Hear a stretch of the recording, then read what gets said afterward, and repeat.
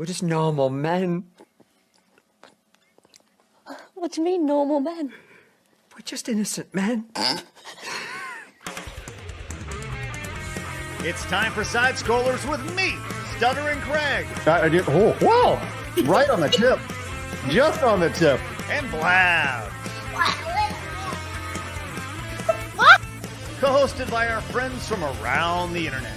There is a portion of Norway where it is legally required to carry a firearm at all times. If you're just a normal man looking for common sense in this crazy-ass world, you've come to the right place. And now, broadcasting from our homes from around the internet, it's time for Side Scrollers.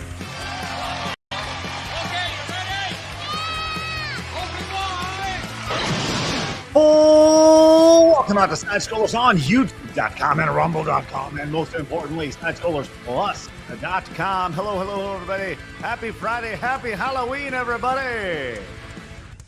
Stuttering Craig. Good to see you guys.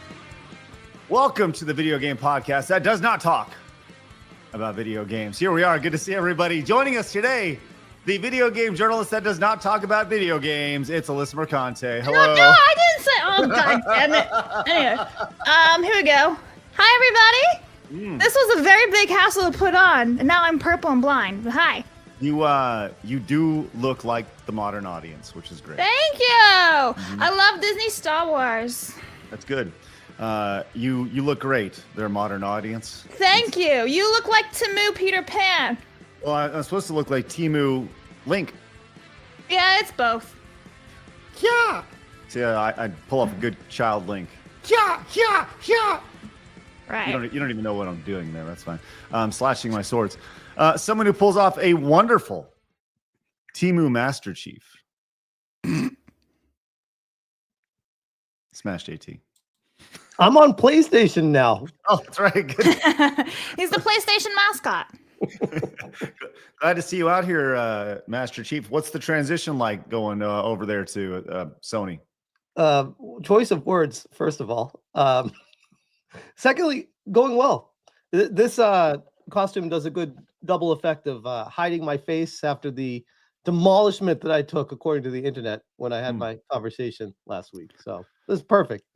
Well, good. I'm glad you're hiding your face after such embarrassment, which I look forward to getting into with you today, because we did our fundathon last week, and I just kind of saw glimpses of it, and then as I've been getting caught up, like, people hate you, man.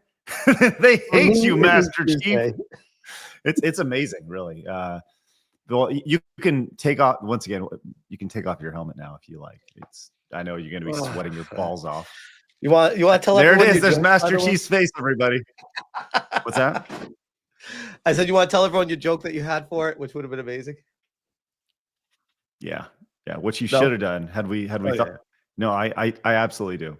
What should have happened was Smash took off his helmet, only to reveal Donald Trump underneath the bottom of it. You know how much I wish I had a Donald Trump mask for that. That'd have been It would have been pretty brilliant. It would have pissed off all the right people, which is great. Well, look, big show today. We got a lot to talk about. We're going to get into the Smash Colin Moriarty dust up, which I'm sure you talked about quite a bit on your show and lots of other shows and stuff. But I'm getting caught up on this. We got that. Obviously, it's Halloween. We're doing a bunch of Halloween fun stuff. We got the spookies and the Halloween costumes and stuff. You can see I am indeed. Well, people are like, what are you supposed to be in the chat? Are you not gamers? Do you not understand a Link when you see him? I thought we had a bunch of gamers here in our audience, Blabs. Oh, I'm the modern audience, so I don't know anything. Okay, thank you, modern audience. This is all very clever. Smash, did you hear that? It's really funny, because there's been a crossover in the world of speedrunning. We talked about transitioning earlier from Mike Xbox. Did you hear the latest big news from Games Done Quick? I did not. I do, at least I should say, I used to love Games Done Quick before I realized that the people that were all involved in it were nutty. But no, I have not. I've not heard. What's the latest? Well, today, Smash, and we'll get to this story a little bit later. Their next big thing and I am not kidding when I say this, Games Done Queer is happening today.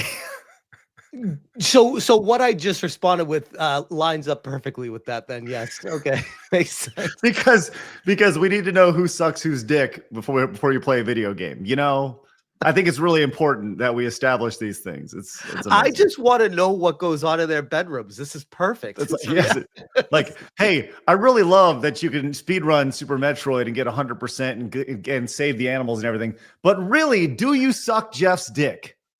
If you could just establish that before we go, I'd really appreciate that. That'd be great. I don't even know how to follow that one up, but yes. These are important questions that we must know before your speed run of Super Mario Brothers 2. Yes, you know. And if we could just, maybe that's a big part of it, is like beforehand. Okay, we'll get into that later on. I have so much to say about this. It's so fucking ridiculous. Dick. Yes, thank you, Obama's brother. Good, very good. Look, if you're new to our show, make sure you hit the subscribe button. Join the 134,000 just normal men who have found us over on YouTube, and the over 25,000 who have found us over on Rumble as we continue to grow every single day. Make sure you hit the follow button over there, as it's great to have you guys in. Yesterday, we had the launch of my most anticipated game of the year, Mortal Kombat Collection, which was very, very fun. And I listened. Wait, hold on. I heard you already retired.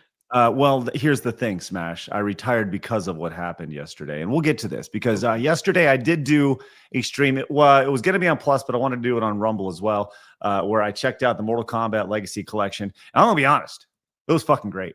It was really, really cool. Have you had a chance to play it yet, Smash? I have not, but it is something I'm very interested in. I bought it twice. I bought it for Steam and the Switch. So, okay. And that's how much of a fucking idiot I am. But I did indeed play it. I did indeed enjoy it. And I did indeed play an online match to which I thoroughly dominated. And shortly after, I realized that I had a career-ending injury that really forced me to come out of the game. So pretty much immediately afterwards, I worked with our hardcore publicist here at Side Scrollers and devised a press release. Blabs, I'm going to sneeze. What's with you two men and not muting when you sneeze or blow your noses? I'm pulling the curtain back just a little bit because before we started, Smash tried to mute his microphone and failed epically and just blew into the microphone, blowing his nose. It literally looked like an elephant, and I thought it was like Craig's mic giving like all sorts of issues again, and scared the living daylights out of me because I was focused on this monitor. And then all of a sudden, brrr! So thank you, Smash. Happy Halloween. Yeah, happy Halloween to you. So surprise, trick or treat. Look, thank you. I had to sneeze, but the point of this story, Blabs, is outside of the sneezing and the blowing the noses and stuff. Yes, it's everything coming from the nose today. Is that praising? Unfortunately, Blabs, after yesterday's thorough domination of everybody online, due to a aggressive, debilitating career-ending injury, I have to officially retire from competitive online Mortal Kombat play. Blabs, I don't know if you saw this yesterday, and this is quite an important thing that hit the internet, and it was very sad. I'm just waiting for the White House to retweet this. I think they should. They should. This is a really, really big thing here, and I just felt it's important to read through this, Blabs. I know that is this your first time seeing this? Did you know that I retired from competitive online? I saw that something went down, but I was waiting for today to see what actually happened. I wanted to be see it live for myself. Well, so was it that bad that you had to retire, or were you so good that you're like, I can't beat this anymore? Well, I think the press release speaks for itself. Right. It says, following a decisive and commanding debut victory, Stuttering Craig has announced his immediate retirement from all forms of online Mortal Kombat competition. After absolutely dominating my first opponent, it became clear that my time has come, I said. Unfortunately, due to injury, I am no longer able to compete. It's not the ending I wanted, but destiny doesn't always play fair.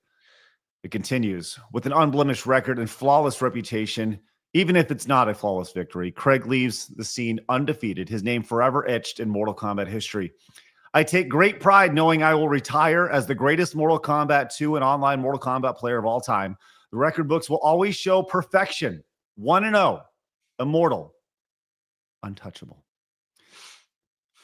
Craig has also requested privacy during this challenging period as he transitions to civilian life, asking friends, family, and fellow combatants to respect his space during recovery. Though his time in the arena was brief, his impact will echo through every round, every fight, and every finish him ever uttered. Some people play the game. Others become the legend.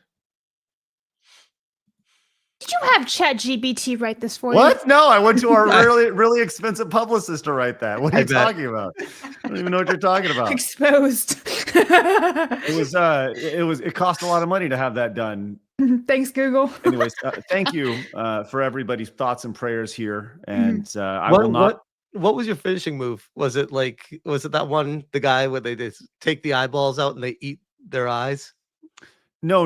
It was like in, you ever seen, what's the Dave Chappelle movie where it's all about weed? What's that called? Baked, half baked. Half baked.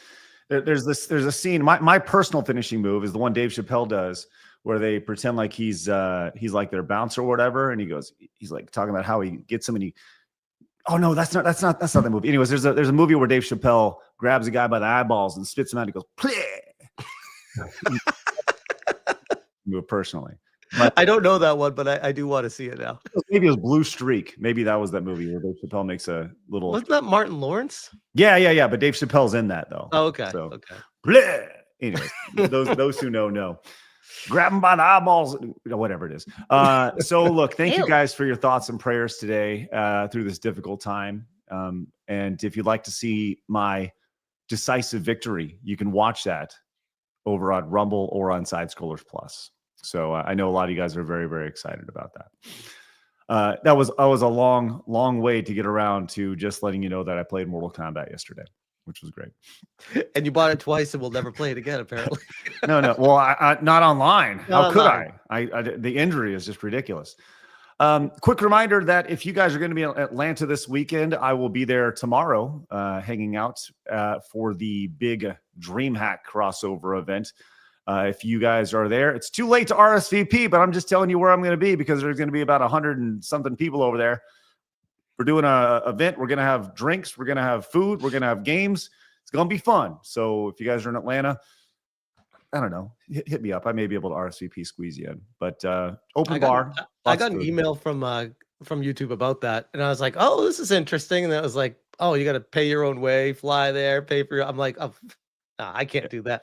DreamHack is quite the investment. So yeah, we're literally going to fly in tomorrow morning. I'm leaving at 7 a.m., landing, going to the event, like straight mercenary style. We're going to finish the event, get on a plane, and get home. So, oh damn, you're not even spending the night. Wow. No. Straight That's going be a hardcore. A full day for you. It'll be good. With that said, I do look forward to meeting everybody over there. Lots of Rumble creators and such who are going to be hanging out, which is good. It is Halloween, Blabs. And while Phoenix is not joining us from the hood today, as he is actually building out some stuff for that event tomorrow currently, which is why he's not on the show, working on some technical stuff. We are doing something that we haven't done in a little over a month, straight up stealing Hypnotic's bit. I don't know if you've seen this, Smash, but he has his waifu battle at the end. Mm-hmm. We have now our side scroller showdown, which we do occasionally, where we pit two hot women against each other. Today, it is Elvira versus Morticia. Now, with your super chats, direct donations, and Rumble rants, we will gladly let you decide which one is better. You can decide what better means, but it is Elvira versus Morticia, both very jiggly and spooky. So you can help decide which one is best. Blabs will be keeping track of that manually on the back end with a spreadsheet and everything. I like spreadsheets. Craig, Excel's really great. Craig, which one are you partial to? Can I tell you the secret of Elvira? He's like, he wants a sandwich. No, Elvira. Have you seen Elvira in real life? I have not, no. Elvira in real life is smoking hot. Elvira is a redhead. Oh, a smoking hot redhead. You got a little something for the gingers? Well, I'm just saying, like, dude, look, like Elvira is kind of like a super sexy sex fiend, right? Mm-hmm. Like in my experience, the redhead is, redhead. Yeah. This is Elvira in real life, Smash. Just saying. Oh, damn. Okay. Yeah. And she was a little younger here, but you know. Yeah. Right. I mean, what is she now? Like 80? She's got to be up there. Elvira today, her age is born in 1951. Oof. So yeah, 75? 74. I don't even know. 74. There we go. Yeah. But in her day, just saying. So I bet she can still get it now. You know, there's some grandmas out there that still got it. Are you a gilf, Smash? No, I'm definitely not. But I've seen some grandmas. Do you know what a gilf means, Craig? Grandma, I like to fuck. Why would? So you know stuff. Why would Smash be a gilf? He's a dude. No. Like he's into gilfs is what I meant. Okay, don't make it weird. Just saying, don't make it weird. Too late. All right.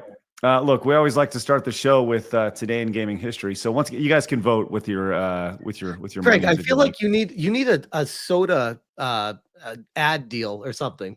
You hold your soda out while I agree. Talk. Like maybe we should just get into it. Yeah. Get them up. Get a soda deal. Sponsored by Celsius. Yeah, you know who turned me on to this? Phoenix. Mm-hmm. I never tried the Celsius, but he's like, you got to try Celsius. Then I tried one. And I kind of got into it. I agree. Phoenix lives on Celsius and Pepsi Zero. Yeah. We should my definitely. My house is filled with those, but my wife lives off of them. I don't even know what they are.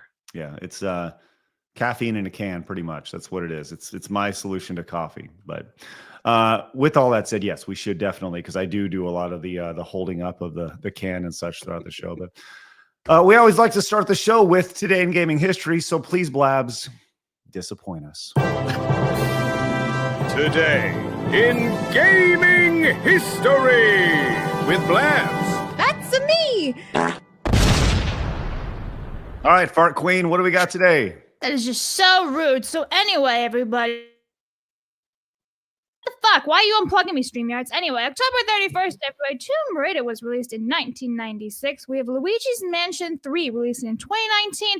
And happy birthday! 1 year today, Dragon Age The Veilguard was released. Ta-da! The scariest game of the three. Yes, maybe the most influential game of all of them, which there's a lot of irony in all that. As Tomb Raider was a big game in the industry, Dragon Age: The Veilguard ruined an industry. No, or brought devalued a multi-billion-dollar company to it would have sold for $60 billion instead of the scant $55 billion. Who knows? But some noticeable games that were released here on Hallows Eve throughout the years include I Have No Mouth, But I Must Scream, Blabs. Released for I was going to put that in there, and then I didn't. Yes. That's really it. I've never heard of it before, but it seems fairly spooky. You ever heard of that before, Smash? No, but I see the second one on the list. It's one of my favorite games ever. So Kingsfield 2, huh? Yes. That is a banger game. Tell me about it. First person, very, very, what's it like? 5 frames per second, it feels like, on the PlayStation 1. Dozens of frames. Yeah, dozens. When you swing your sword, this is like the speed of the sword on the screen. It's like, but it's like so good because it's almost like that OG like Silent Hill style vibe of an environment where it feels eerie when you're walking around in the world because the graphic limitations. It actually like brings you into the world more. Yeah, this is it. Oh yeah. Oh man, this takes me back. It was so good. Very difficult game too. But you could imagine there's the swinging of the mace. You can get swords, you can get maces, you get axes. Look at those 3D skeletons. Let's stink and go. I'm telling you, man, this was state of the art when this came out. The death animations. Nice. It's so good. Get fucked, idiots. There we go. Yep. Anyways, yes. So there you go. Kingsfield 2 released 29 years ago in 1996. Also, the very problematically named Power Slave was released for the Saturn. Blabs. It's one of your favorites, isn't it? Is there some weird innuendo here or some shit? I don't understand. You can't say slave anymore. That's the issue. Yeah. Okay. Yeah, you're not allowed to say that. Twisted Metal 2 was released for the PlayStation 29 years ago. Shout out to friend of the channel, David Jaffe. Oh, David Jaffe hates me too. He hates both of us. It's okay. He doesn't even know who I am. Well, why would you? Exactly. What? You're a woman, Blabs. Well, he doesn't like Far Dark at all, so don't That's forget. awesome. Well, look, welcome to the club. Armored Core released for the PlayStation, and Nightmare Creatures released in 1997. That's pretty good right there. Those are a couple nice ones right there. Tomb Raider 2 for the PC. Let's see what else we got here. Final Fantasy Origins for the PlayStation. There was some Battlefront. I didn't put that in. I should have because it was pretty darn good, but I didn't. So Thanks for your reasoning there, Blabs. That's I good. didn't. I just went with Dragon Age of the Veilguard. I'm struggling with this wig right now. It's like a furnace, just so you guys are aware. Listen, I have a Link hat on my head. You will have Peter Pan from Timon. Why do you keep degrading Link like this? I don't understand. What is your issue? It's funny. You're like a mix of Link and Peter Pan from Timon. I am literally wearing the entire Link outfit. I've never heard anyone call Timu. Yeah, at least you're gonna say it right, Blabs. From Wish.com. There we go. Timu. Wish. I got everything. Discount Amazon when they lie and say it's official, but it's not actually officially marched. I look perfect. This is exactly what outside of my jeans and my shirt, and my jeans. My jeans. What do you want me to wear? Nothing, Blabs? What do you No, want? keep it on. Thank you. Kilt. Yeah, I'm wearing my kilt. All right. Also, let's see. Continuing on. Oh, that's a banger right there. Okay, this one That's an actually. old-timer. Yes. Every year, But it's like a remaster, isn't it? Yeah, wait. Yeah. Why does it say 12 years ago? 2013. That's not this right. is probably like a virtual console release or something. Oh yeah, Yeah. on the Wii. Deltarune right there. Luigi's Mansions 3, and there's the kicker right there. Good old Dragon Age: The Veilguard, which is just wonderful. Every year I do a Super Castlevania 4 playthrough. I haven't done it this year. I'm lacking, so I need to get on that. The Well, you music got in that like game. a month left of 2 months left of the year, so you might as well. Yeah. And the music in that game is so fucking good. Oh, It's the I can best. hear it. I can hear it when I think about the game. It just Mhm. it all comes flooding back. It's the best. Yeah, absolutely. All right, let's get into this fun stuff, man. I am beyond excited to talk about all the fun things that are going on today with you guys. But before we do, we have a lot of super chats. You guys are very into the Elvira, the big Morticia. versus battle, the Elvira Morticia battle. We want to hear your thoughts. This is good. I lean towards Morticia, by the way. That's Okay. Yeah. Interesting. You like him dead. You like him not moving, don't you? I mean, she's alive. Necrophiliac? We're learning so much about you, Smash. Wow. And he's sharing without actually sharing. Interesting. she was dead the whole time. Shit. Nobody says Moriarty versus Sherlock JT. Thank you for the 2. Ben says, "What are you supposed to be? You look like the gnome child from old school RuneScape. If I'm honest, I'm supposed to be Link. Damn it, Link! Why does nobody understand this? It's ridiculous." Oh my God. Coconator says Craig's the best Peter Pan costume ever. Shut up. Right. Wes says Smash got destroyed in the debate. Can't wait to see how he tries to spin it and try to save face. There's no coming back, and he should shut down his YouTube channel. I actually applied to IKEA and I prepared shutting my channel down the other day. So yeah, we had a good Ooh. run. Yeah.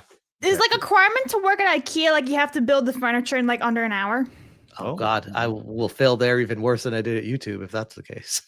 That should be a challenge for next subathon. Build an IKEA furniture in 1 hour. Or Who can build it fastest? I- And then the following time, do it. Who can build it the queerest? That's right. Yes, build. that build means like what? furniture Using the done queer. hammer the wrong way or something.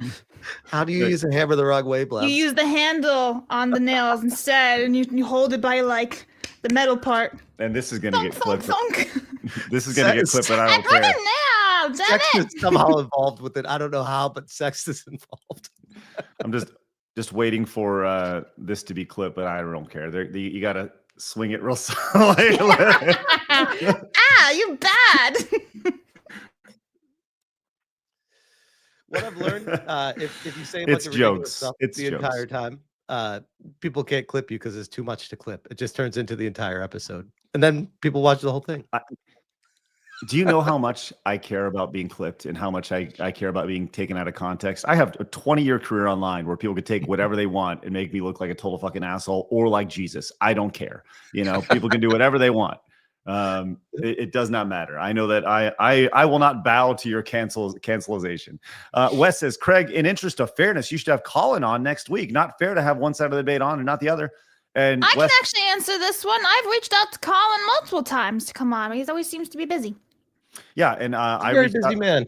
I reached out to Colin actually last night to get to see if there's anything that he wanted to add to the conversation, and he said, and I quote, "Nah, he's a mental amoeba. It's not worth trying to say anything meaningful. So I have no further insight. I appreciate you thinking of me, however." So there you go. I did reach out to Colin. On brand for the expectations of who I was dealing with. Oh, look at you. Your camera. Now you're just shying away. You don't even want to be on camera as you speak your mind. It was like, no, it kept freezing up. Now it just died. Oh, the camera's dying. Excuses. Just put your fake picture up there, your avatar up. And while we do that, Loam Saber says, "Wee! Thank you." Nobody says Alyssa Mercante. What inspired you to write your amazing college dissertation, Goth Punks, Queers, and Gamers? Ask Smash if you need a reminder. Just talking to you there, Alyssa. I like pistachios. That's good. Coconator says, Craig, best greedy gnome from Battle Axe costume. Oh, you mean Golden Axe. That's what you mean, the Golden Axe game. Mercenary says, morning, guys. Costume is ready and Jackalator is done. We'll tag on Twitter. Excellent. Jackalator? I think that's what he said, yeah. He did say that. Mm-hmm. Bentley says, I'm not going to lie. After seeing Craig's outfit, he looks like he got rejected from both Bloobs and the Crips. I guess, Bloods. Bloods and the Crips. That's Bloobs, I'm like, what did I do? I'm saying you've been called Blues before. Yes, the Bloods and the Crips. That's right. I'm representing both sides with my, hand signals and stuff. Coconator says, best tingle from Zelda costume ever, Craig. Thanks, Coconator. Appreciate that. Predon Corpse also says, Craig, RTU ate her eyes. Ask Smash JT. I have a link to the video where you make Rich seethe and rant. I do? Yeah, if I can find it. He sent it to me last night. It was actually pretty funny. Was it good? It was. Yeah. Like I don't. People, I've been asked about Rich a lot, and let me just say this: I don't care. Like, I feel bad for the guy. I legitimately feel bad for the guy. I don't want to jump on whatever shit he has going on in his life. Like, when I heard that he had shit going on with his family and his daughter and stuff, like that's when okay, we're good. Like, I understand the shit that you have going on, and I'm not gonna jump on some dude's shit going on in his life. He clearly is distressed, and let him do his thing in his corner of the internet. There's enough room on the internet for people to yell about me or seethe about me or whatever. I just don't care. I sent it in the private if you want. It's a 20-second clip. It's pretty short. Okay, maybe we'll watch it. Coconator says, Craig, please give a shout out to my friend Yob Sam. He would like to dress up as Link while working at GameStop and would like to call Peter Pan while trying to work. He's a huge fan. Yob Sam, hello. All right, thank you. Blabs, I'll tell you what, if you could please scroll the ones that have to do with Morticia versus Elvira, I would appreciate it. On the bottom, you just keep track of that. Yep. And I'll get some of the larger ones, like executive producer Elsie says, for $16.70, says, sure, why not? Elvira, right there. $16.70 for Elvira right there. Yep. Python Bacon says, happy Halloween. Thank you very much for your $4.99 right there. Appreciate that. And happy Halloween to you, my man. Twertmine says, for 15, says, I'm into gilfs. I bet you he loves the granny from Dan to Dan.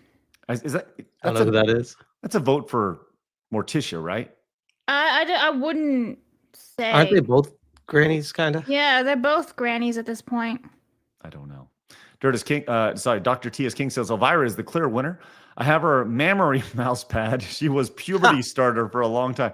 Don't make it weird, Dr. T, but thank you.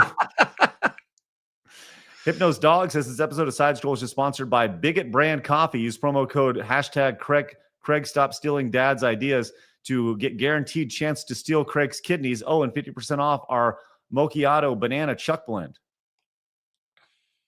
Hopefully, Hypno treats you better than Hassan does. Hypno's dog. Alucard says RTU ate his daughter's eyes like a Lego figurine. Colin removed his junk when debating Smash. Hi, Dickers. How's that Capital One credit card, you blob monster? Is this what we're doing today? We're just doing that was a loaded super. Holy. I agree. There's a lot going on there. I will say this. Are we doing super chats where I have to read the super chats that are just directly meant to insult Review Tech USA? Like, is that what we're doing today? All right. Oh, man. Elite Neo says, swinging swords slowly. Let's go back even further. Willow on the NES, the Devil's Eye sword. Only weapon that could damage the undead. Useful, but slow as fuck. At least until you leveled up a bit. Yes, Elite Neo. I am one of the few that did play and enjoy Willow on the NES. It was a Zelda clone. I never played Willow. I bought it thinking it was like the arcade game. It was not. It was not. It was like it was like Zelda, a Zelda clone. That happened a lot back in the day where you're like, I think this game's going to be like what I played the arcade, and it's like totally different. Yep. Yeah, that happened a ton. You're 100% right. Yep. Rod came in and says, happy Halloween, everyone. I normally every year I play and beat Friday the 13th on the NES, and I will play some Shadow of the Dam remaster this year for the Butterfingers. All right, Rod. Well, enjoy that, man. Butterfingers, they're kind of underrated. They're not that bad. I used to not like them. Now I kind of do, but yeah.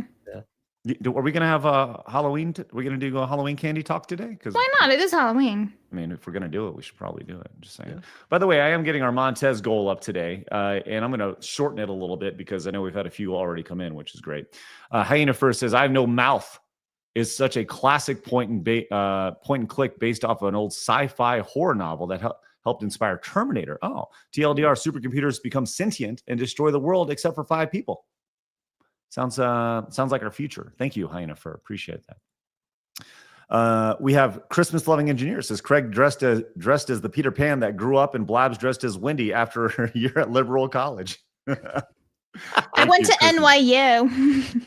Great. And Meat Slave says Craig looks like he's off to a Diddy party to find some lost boys. Shit.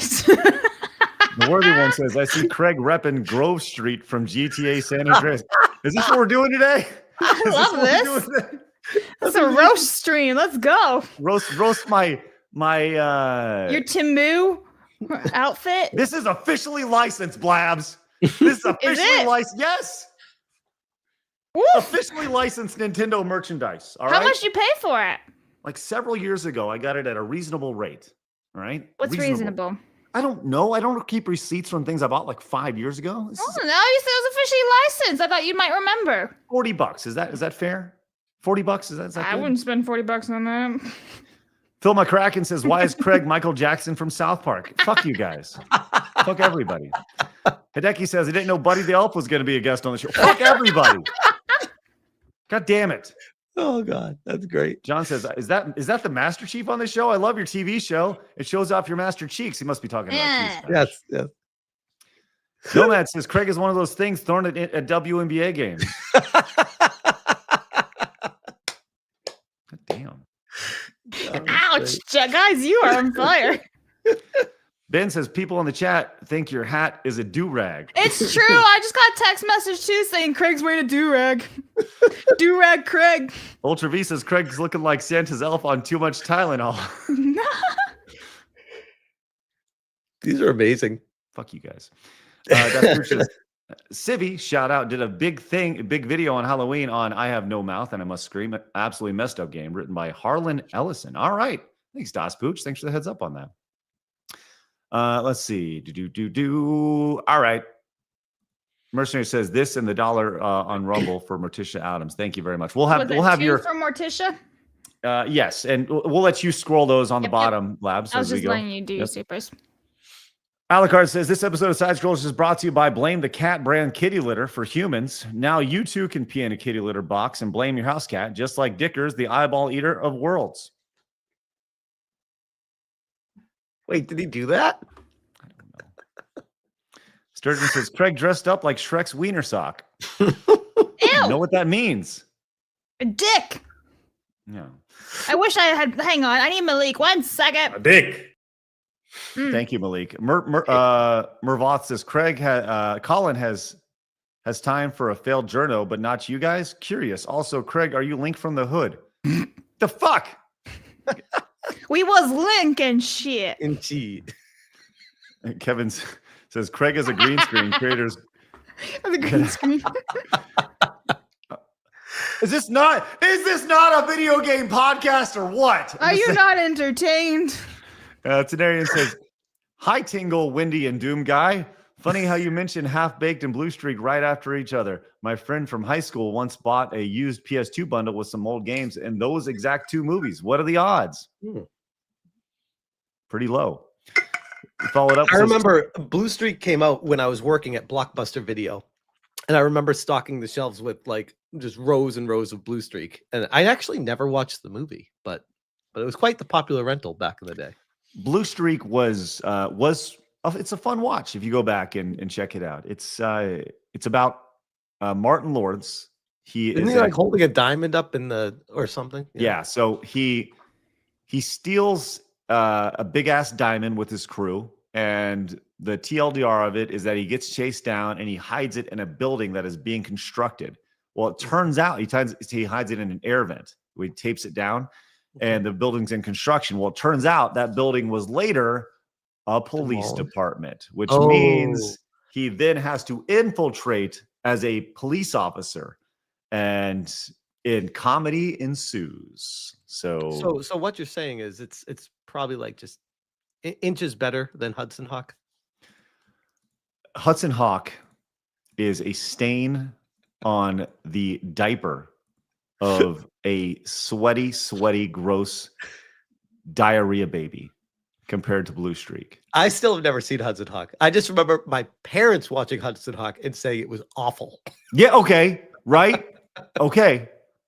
Just saying. You will get blowback for this, by the way. So, all right. Look, we have a lot going on today. We can talk Hudson Hawk, and we could people like teams. Shut up, Craig. You shut up. Everybody shut up. All right. It is Halloween. We got a lot to talk about today. We're glad you're with us. I am definitely Link. I want to let you know that. I want to be very clear. I'm Link from Legend of Zelda, officially licensed, I might add. But with that said, it is time for my favorite segment, your favorite segment, everybody in the world's favorite segment. It's time for Hard News.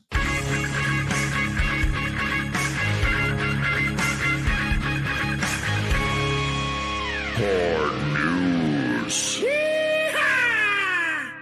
As we go, Blabs, if you can give us an update on our current leaderboard when it comes to our Elvira. Elvira is sweeping the nation. Oh, really? What's the score right now? Right now, Morticia 9, Elvira $28.70. Oh, okay. All right. So Elvira. There are quite a bit of supers I still have to get to. I've just been adding them in, so I will scroll them. Sounds good. Yeah. All right. Well, it is Halloween, guys, and we have a lot to share with you guys here on this wonderful Hallows Eve. But here we are. Let's get into this and see what this is, Blabs. We have this bikini. That's a pumpkin disguised as SpongeBob, Bikini Bottom. Oh, nice. Is that what we have going on here? There is no audio though. Not sharing with audio. Oh, okay. That's fine. Well, you'll probably get hit anyway. So yeah. That's pretty damn cool. I like it. Smash, do you do pumpkins every year with your kiddos? Yeah, we actually carved them last night. And it's one of those, we took really nice pictures, but the entire time we're carving the pumpkins, they're just complaining and fighting the whole time with each other. And I'm like, oh God, memories. It's amazing. This is why we can't have nice things, right? you know, one thing I learned about carving the pumpkins this year, usually you carve the top out of it. But if you carve from the bottom, it actually makes putting the light in it much easier because you just place the pumpkin down on top of the light. I've heard people do that. And I think it does work, but then you got to worry about when, at least in California, we don't have this problem on the East Coast. They just melt because it's just too hot for pumpkins to be carved out here. Pumpkins get melted? Yeah. Oh, they turn into sludge and they really? fall on top. Oh, yeah. They last like maybe a day out here. Maybe. Oh, wow. Okay. Gross. Yeah. All right. Well, there you go. So curious, guys. Blabs, did you do carve any pumpkins this year? I didn't, sadly, but I really miss doing so because I used to do it all the time growing up as a kid. I even did in college, and that was really fun. I just also really like scooping out the seeds, cleaning it up, and then putting them in the oven and roasting them. Just put like a little bit of like pepper or salt on them or something, or just not even anything. You just roast them and eat them as is. It's really good. Speaking of Blabs in college, she tweeted this out earlier today, giving everybody a little bit of whatever this is. What was going on here, Blabs? Okay, one was the construction woman, and two, I was the Playboy bunny. Everyone's saying it's AI, which is amazing. There's no AI involved. Yeah, That is me. Blabs can get it. Damn, Blabs. The only thing that I edited was the background to remove any like doxing and all of my friends that were in the photos, because those are all group photos, and I took them out for their privacy and security. And everyone's like AI, and I'm like, no. Blabs. Yeah. What changed in you? If you were dressing up as the Playboy bunny and a construction worker. It was the sexy construction worker. I had a belt and everything. It was my friends and I all went like that. Yeah. How drunk were you on these nights? Not more than usual on a party night, to be completely honest with you. But yeah. I feel like there's this side of you that we have not met yet. That there's probably a 3-year window that you are extremely ashamed of. No, I was a party animal, but I was very reasonably behaved. Like I didn't go home with anybody those nights and things like that. You know, I was a well-behaved party animal. When you say you didn't go home with anybody, did you mean you didn't go home with any boys, or did That's right. I was a good girl. You know, which is did you go home with girls instead? No, okay, I went home to my apartment and slept. My wig is falling off as we speak. Okay. All right. Well, there you go, internet. That's Blabs for you. Anyway, yes, that is me. I just hide my body on the internet, and I like to surprise everyone every once in a while. I go, but bam! And yeah. Okay. Well, we will continue to unpeel this onion a little bit more and figure out exactly what happened in those college years. What? I just got drunk and had fun and party. That's it. Like everyone else. Not too much fun. Just enough fun. Smash, does this look like a girl who just went out and drank and had fun and partied? I mean, yes. Yeah. Yes. To be fair, there's a plethora of beautiful girls that would go out and party and just tease and be like, yeah, I actually have nothing to do with any of the guys here, and just leave. Like, oh, these girls, they know what they're doing. We're gonna figure. There's more to this. There's literally nothing more to this. I never slept around. It was good. That's not what I'm implying.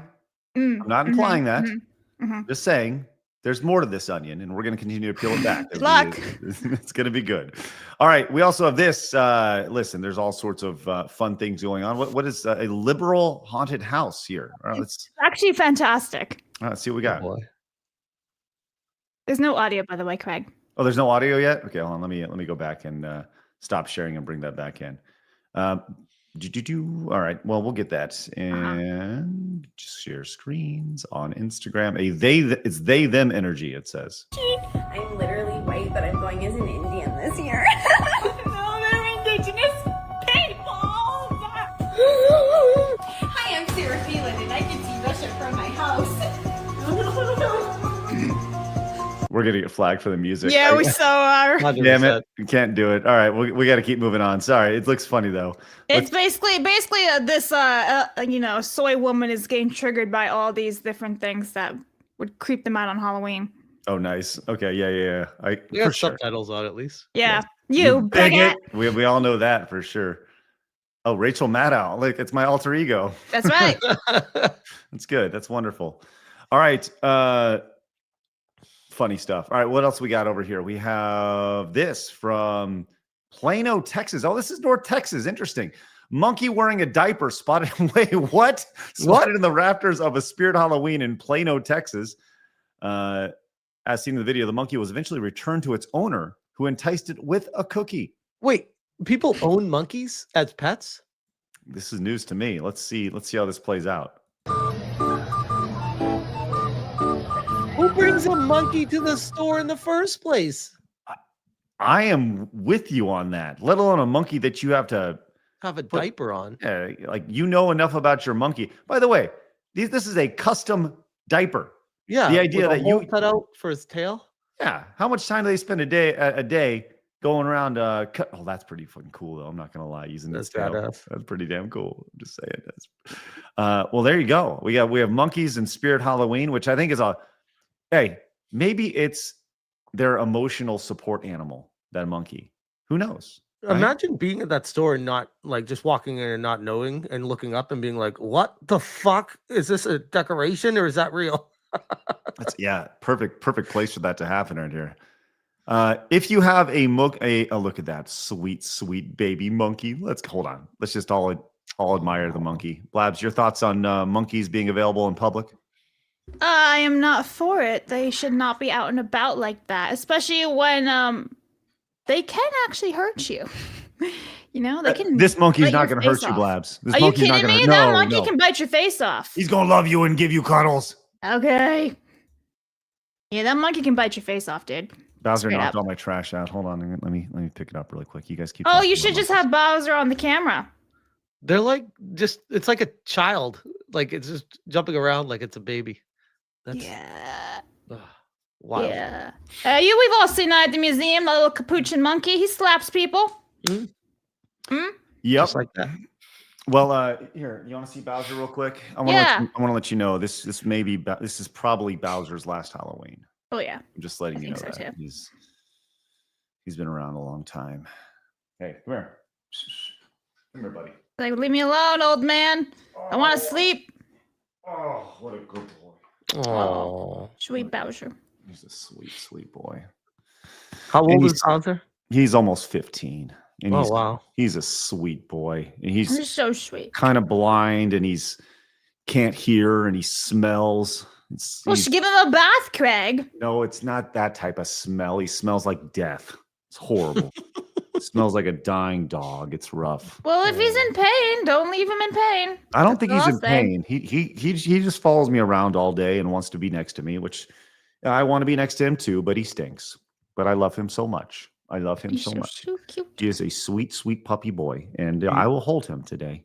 Do you shock him to make him smell better? Speaking of, and I'm glad you brought this up. Good way. Ethan Klein and his co-host dressed up as Hassan's dog and Twitch's CEO for their show, which let's check this out. No, keep it. Shut up, Dan. You're the duker. Hey, no people food. Get that away from him. It's very salty. Yeah, get that away from him. Yeah, that's not good. I want to see Dan Clancy. Oh. Spit it out. Spit it out. There's dog hair in my mouth. Out. Yeah, I gotta get rid of this. Hey, place, Ethan. Place. So is that supposed to be the puppy dog? Oh, there's There Dan he Clancy. is. That's definitely Dan Clancy. Yeah. Oh, he's getting shocked up. That's funny. Very, very fitting for those guys. By the way, pretty good Dan Clancy. That's an excellent Dan Clancy. Yeah. Yeah, going out of it. We got the hat, got the long hair, got the Hawaiian Manchu. shirt. Yeah, the Hawaiian shirt, of course. Bowser's just gonna stay in my lap, by the way. He's a good boy. This is how you love your puppy dogs. Anyways, so there you go. There's your Halloween recap for everything going on. Are you gonna be going out for Halloween there, Smash, tonight?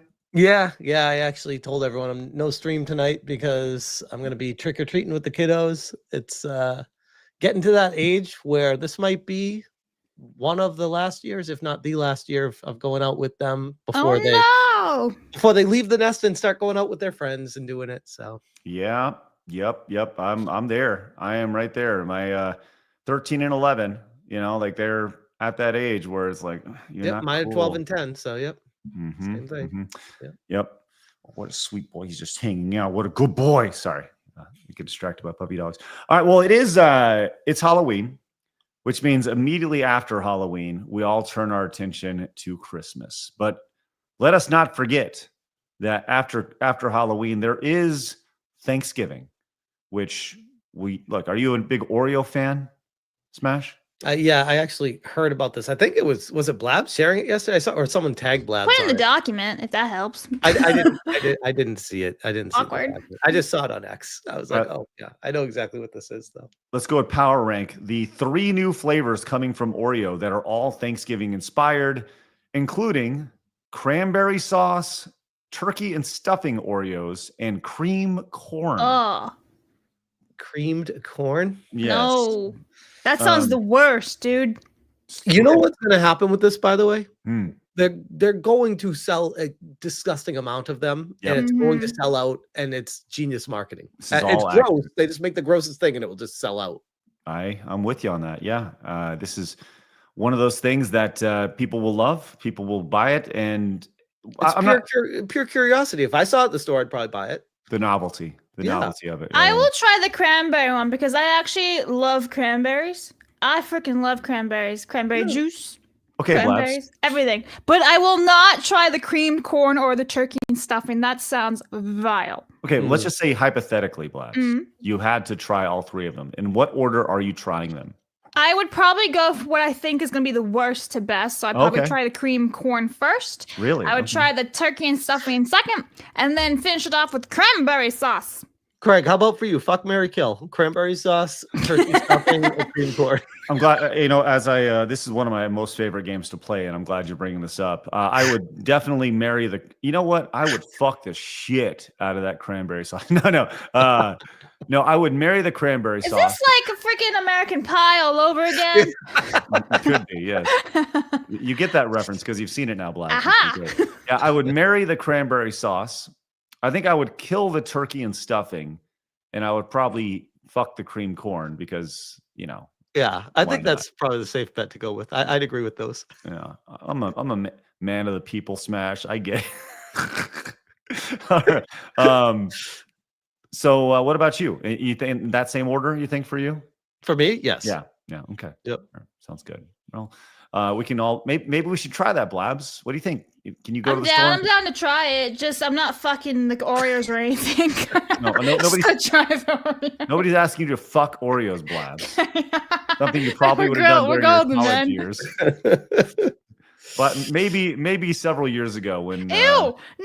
Why do you keep saying these things? When Blabs was in this stage of her life. I just want to point out, why are there 27 bookmarks? That's what I want to know. Blabs, you know exactly why there's 27. It's most unfortunate. I'm never doing this ever again. Let's say you post pictures like that, Blabs, online, and there's gonna be this is the one and the last time I'll be showing those photos off ever again. Goodbye. Well, congratulations. I will return back to 12-year-old boy where everyone thinks I'm a 12-year-old boy and continue wearing the baggy clothes on the internet. Bamboozled everyone. I loved it. Congratulations, Blabs. You've made 27 people's day. Yikes. And counting. Yes. You think 27? I'll tell you what. I want to see how many people will bookmark this by the end of the show. Just go to that and just bookmark that. Just to troll. Chat's like, why is her hair straight? Have you never heard of a hair straightener? That's literally it. All right, let's go and move on. But first, we got some supers. Right? Mercenary says, I met Elvira. Yeah, I'm great. I met Elvira in real life at Comic-Con, but even though she was nice to me back then, she's gotten TDS and it's bad. So Morticia all the way. Oh, okay. More tissue on the way. That's great. That was 5, he said, yeah. That was fibers, yes. Yep. Let's see. Let me ask you, Craig. Yes, please. Does a beautiful woman get more unattractive if they have like hardcore TDS, or do you separate the two? Am I not a 44-year-old married man? Yes, if you're just a dude. Okay. So if I'm just a regular guy, I'm 25 years old, and there's some lady that it depends on the length of my relationship. Okay. I'm not looking to settle down with this girl, but I'm going to go with the school of arch here, where Blabs, I know you appreciate. There are a lot of crazy bitches out there. Yes. Oh my God. Yes. That's an understatement. Right. So if I don't have to see them again, right. And it's just a very short. Are we talking about one night stands here? Just come on out and say it, Craig. It's a very short-term relationship, Blabs. A one night stand. That's a great. Are you saying that you're not even going to try to fix them? You can't even fix them. I'd fix them for about 15 seconds. Smash. It'd be great. Clip it. Yikes. Clip it. Yikes. Someone needs to work on themselves. 15-second Craig. Right. Oh, that's the fun of it. See, look at chat. John's like 28 seconds. Let's go. Let's go. And Vescarbino says, nice Timu. Hey, shut up. Nice Timu Snufkin costume, Craig. Happy Halloween. Shut up. It's ridiculous. How much did Peter Pan drink before this stream? Thanks, Noodles. Appreciate that. Blabs is not a 12-year-old boy. Yes, I am. Or am I? Mr. Wombat says, Craig's just missing a pack of Newport in 40 ounces. Your do-rag officially licensed too. What? This is not a do-rag, everybody. It is clearly not do-rag, Craig. Let's go.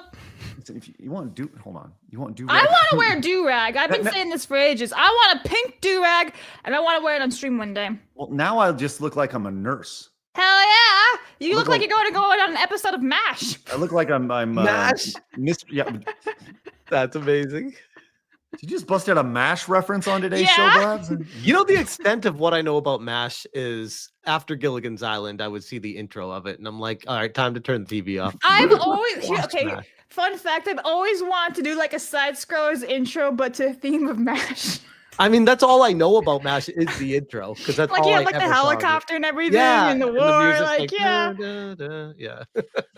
Lord. All right. Sable Phoenix says, I watched JT's stream with Colin. Colin came in hostile and turned a simple conversation into a fight. Even then, he used nothing but logical fallacies and was rude. Those saying JT lost are just simps. Well, we'll get to that here in just a minute with Smash. We got a couple. But I do appreciate that. Thank you. We have this from Salaful Cool Ranch Doritos. Says Craig looks like he lost his job as a Keebler elf. You're an angry elf. It's really fucked up. Everybody. He's an angry elf.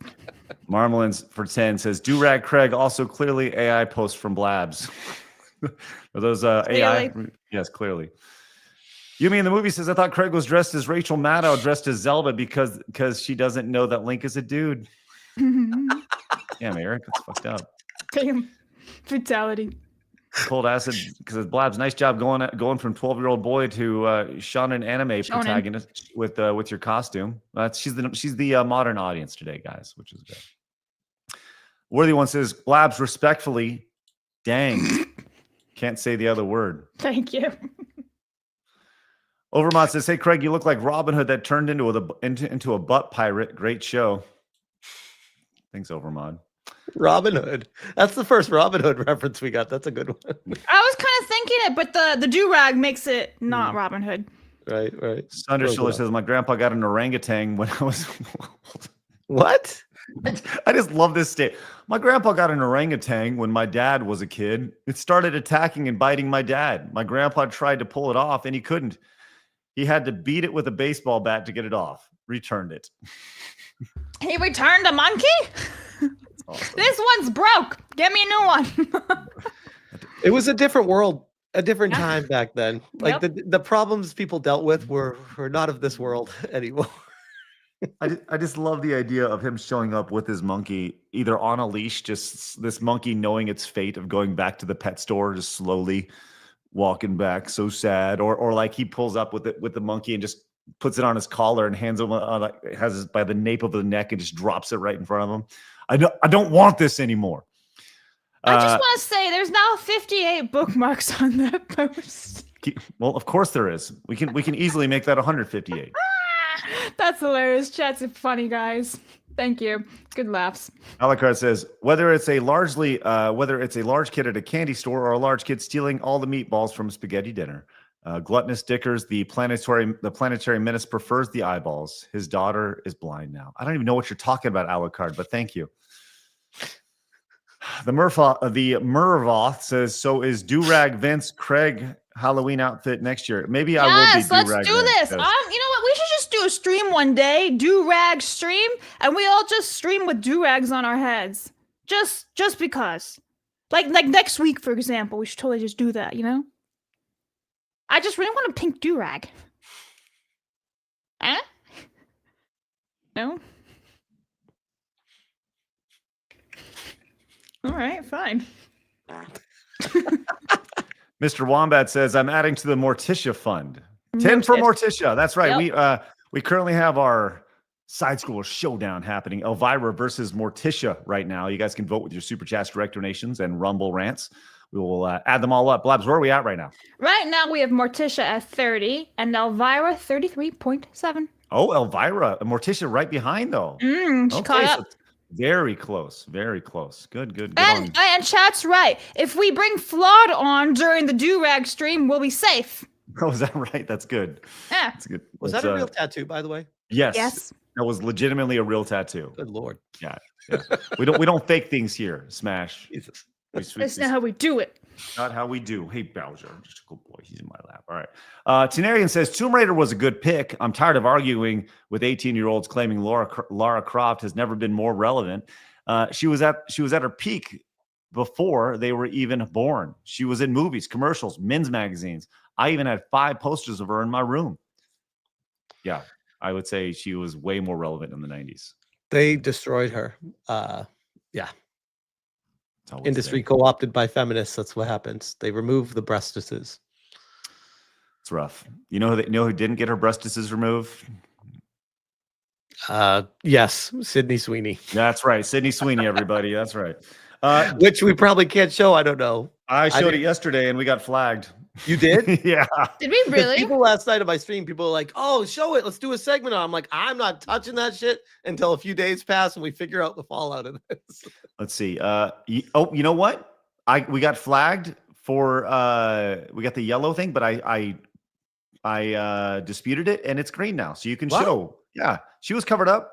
You know, whatever. Technically. Yeah, technically, she had a sheen. You know, on it was nice. Jesus came in with a 10, says Morticia. There's 10 for Morticia Blabs right there. Well, now Morticia's in the lead. All right. Okay, Smash, immediately to my right is one of my favorite games ever.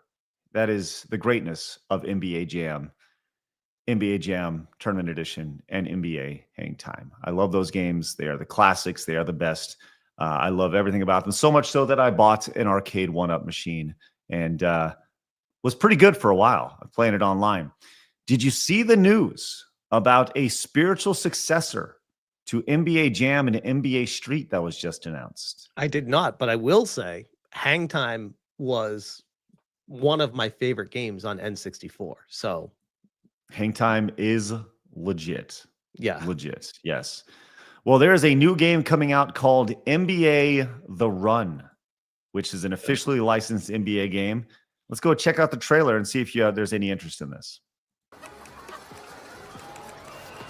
Fox. Don't cough, don't sneeze. It's time to believe, people. We are here for bark.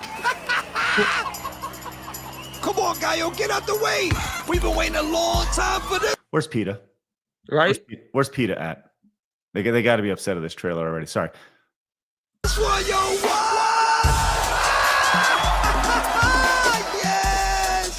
The game will never be the same. You ready to suit up? We got next. I've witnessed the future, and I've seen change, drastic change, and that change is here. We just getting started, y'all. NBA The Run. Ready for this? Wish list now. Am I the only one who kind of got like the art style vibes of the Spider-Man verse, like the Miles Morales ones? The shading. A little bit. Yeah, the cell shaded. Yep, 100%. Any thoughts on that, Smash? My initial thought is, this is gonna sound terrible. I'm gonna sound like such an old man. That just makes me want to play Hang Time. It doesn't make me want to get that game. Sure. Is that weird to say? No, that's not weird at all. Not weird at all. This does look, just going through the footage here, I think this is a 3-on-3 game. I think that's what we have, which is different than NBA Jam 2-on-2. I don't love the dark outline shading, cell shading surrounding, like even at the beginning with the chickens there, I was just like, oh, I don't love the it's like a Sharpie black marker around. Sure. I never loved that. I know they did that on 3DS with Smash Brothers because it was such a small screen. I was like, I understand that. But for this, I'm like, it feels like too much, but I'm nitpicking. Yeah. No, that's hey, the graphical style is the first thing you see. I did notice just a fun little, I don't know if they did this on purpose, but anybody who follows the NBA, like, you know, I grew up watching the NBA. I'm a Dallas Mavericks guy. I have been for a long time. Cooper Flagg is a rookie, and this is going to be super inside baseball, but one of these little nods that you notice here in the trailer. Cooper Flagg is a rookie for the Dallas Mavericks, and last year the Dallas Mavericks traded Luka Doncic. Now, just a fun little nod here. Damn it, Bowser, stop knocking over my shit.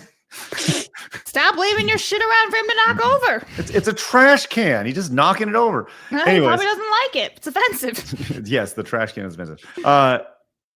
Fun little nod here. Cooper Flagg in a Mavericks jersey, guarded by Luka Doncic, who Luka Doncic was on the Mavericks. Now he's a Laker, and Cooper Flagg puts him on the ground. Just a fun little nod if you're an inside super basketball guy. Anyways, there's not enough there for me to get excited about it. The idea of they are inspired by NBA Street and NBA Jam, that's very cool. But I've seen a lot of games that have been inspired by NBA Jam and NBA Street that have not gone very, very far or done very well. So, I'm in a wait and see. It just makes me sad that it feels like society at large has moved on from that era of games that were just so good. So my hope is that maybe that brings it back. But the arcade sports game is a relic at this point. And that makes me so sad because that is one of the best. That's how, when I play video games, I want to be able to do superhuman crazy things. I don't want to play a simulator. I have no interest in that. Well, they got too flashy. Like I went to round one with my son when I was at Southeast Game Exchange, and they had infinite arcades there. And we found one that was like the latest NBA Jam, whatever, 2024 or 20, whatever it is, All-Star. I don't know what it was called. It was this massive, like 3-panel, big screen with like 8 controllers around it. And me and him played it. And you had to pay for each quarter, just like we did with the original NBA Jam. And I'm like, it felt too complicated, not to sound like an old man, but I'm like, NBA Jam was great because it's a simplistic. You run, you shove people over, you can dunk, and you can shoot. Like that's literally the game. Like they have like all these special moves and everything. I'm like, it's just go back to the basics. It was just fun. I feel like they forgot the fun, and they're like, let's add more stuff. That'll make it more fun. And sometimes adding things to it actually detracts in a weird way.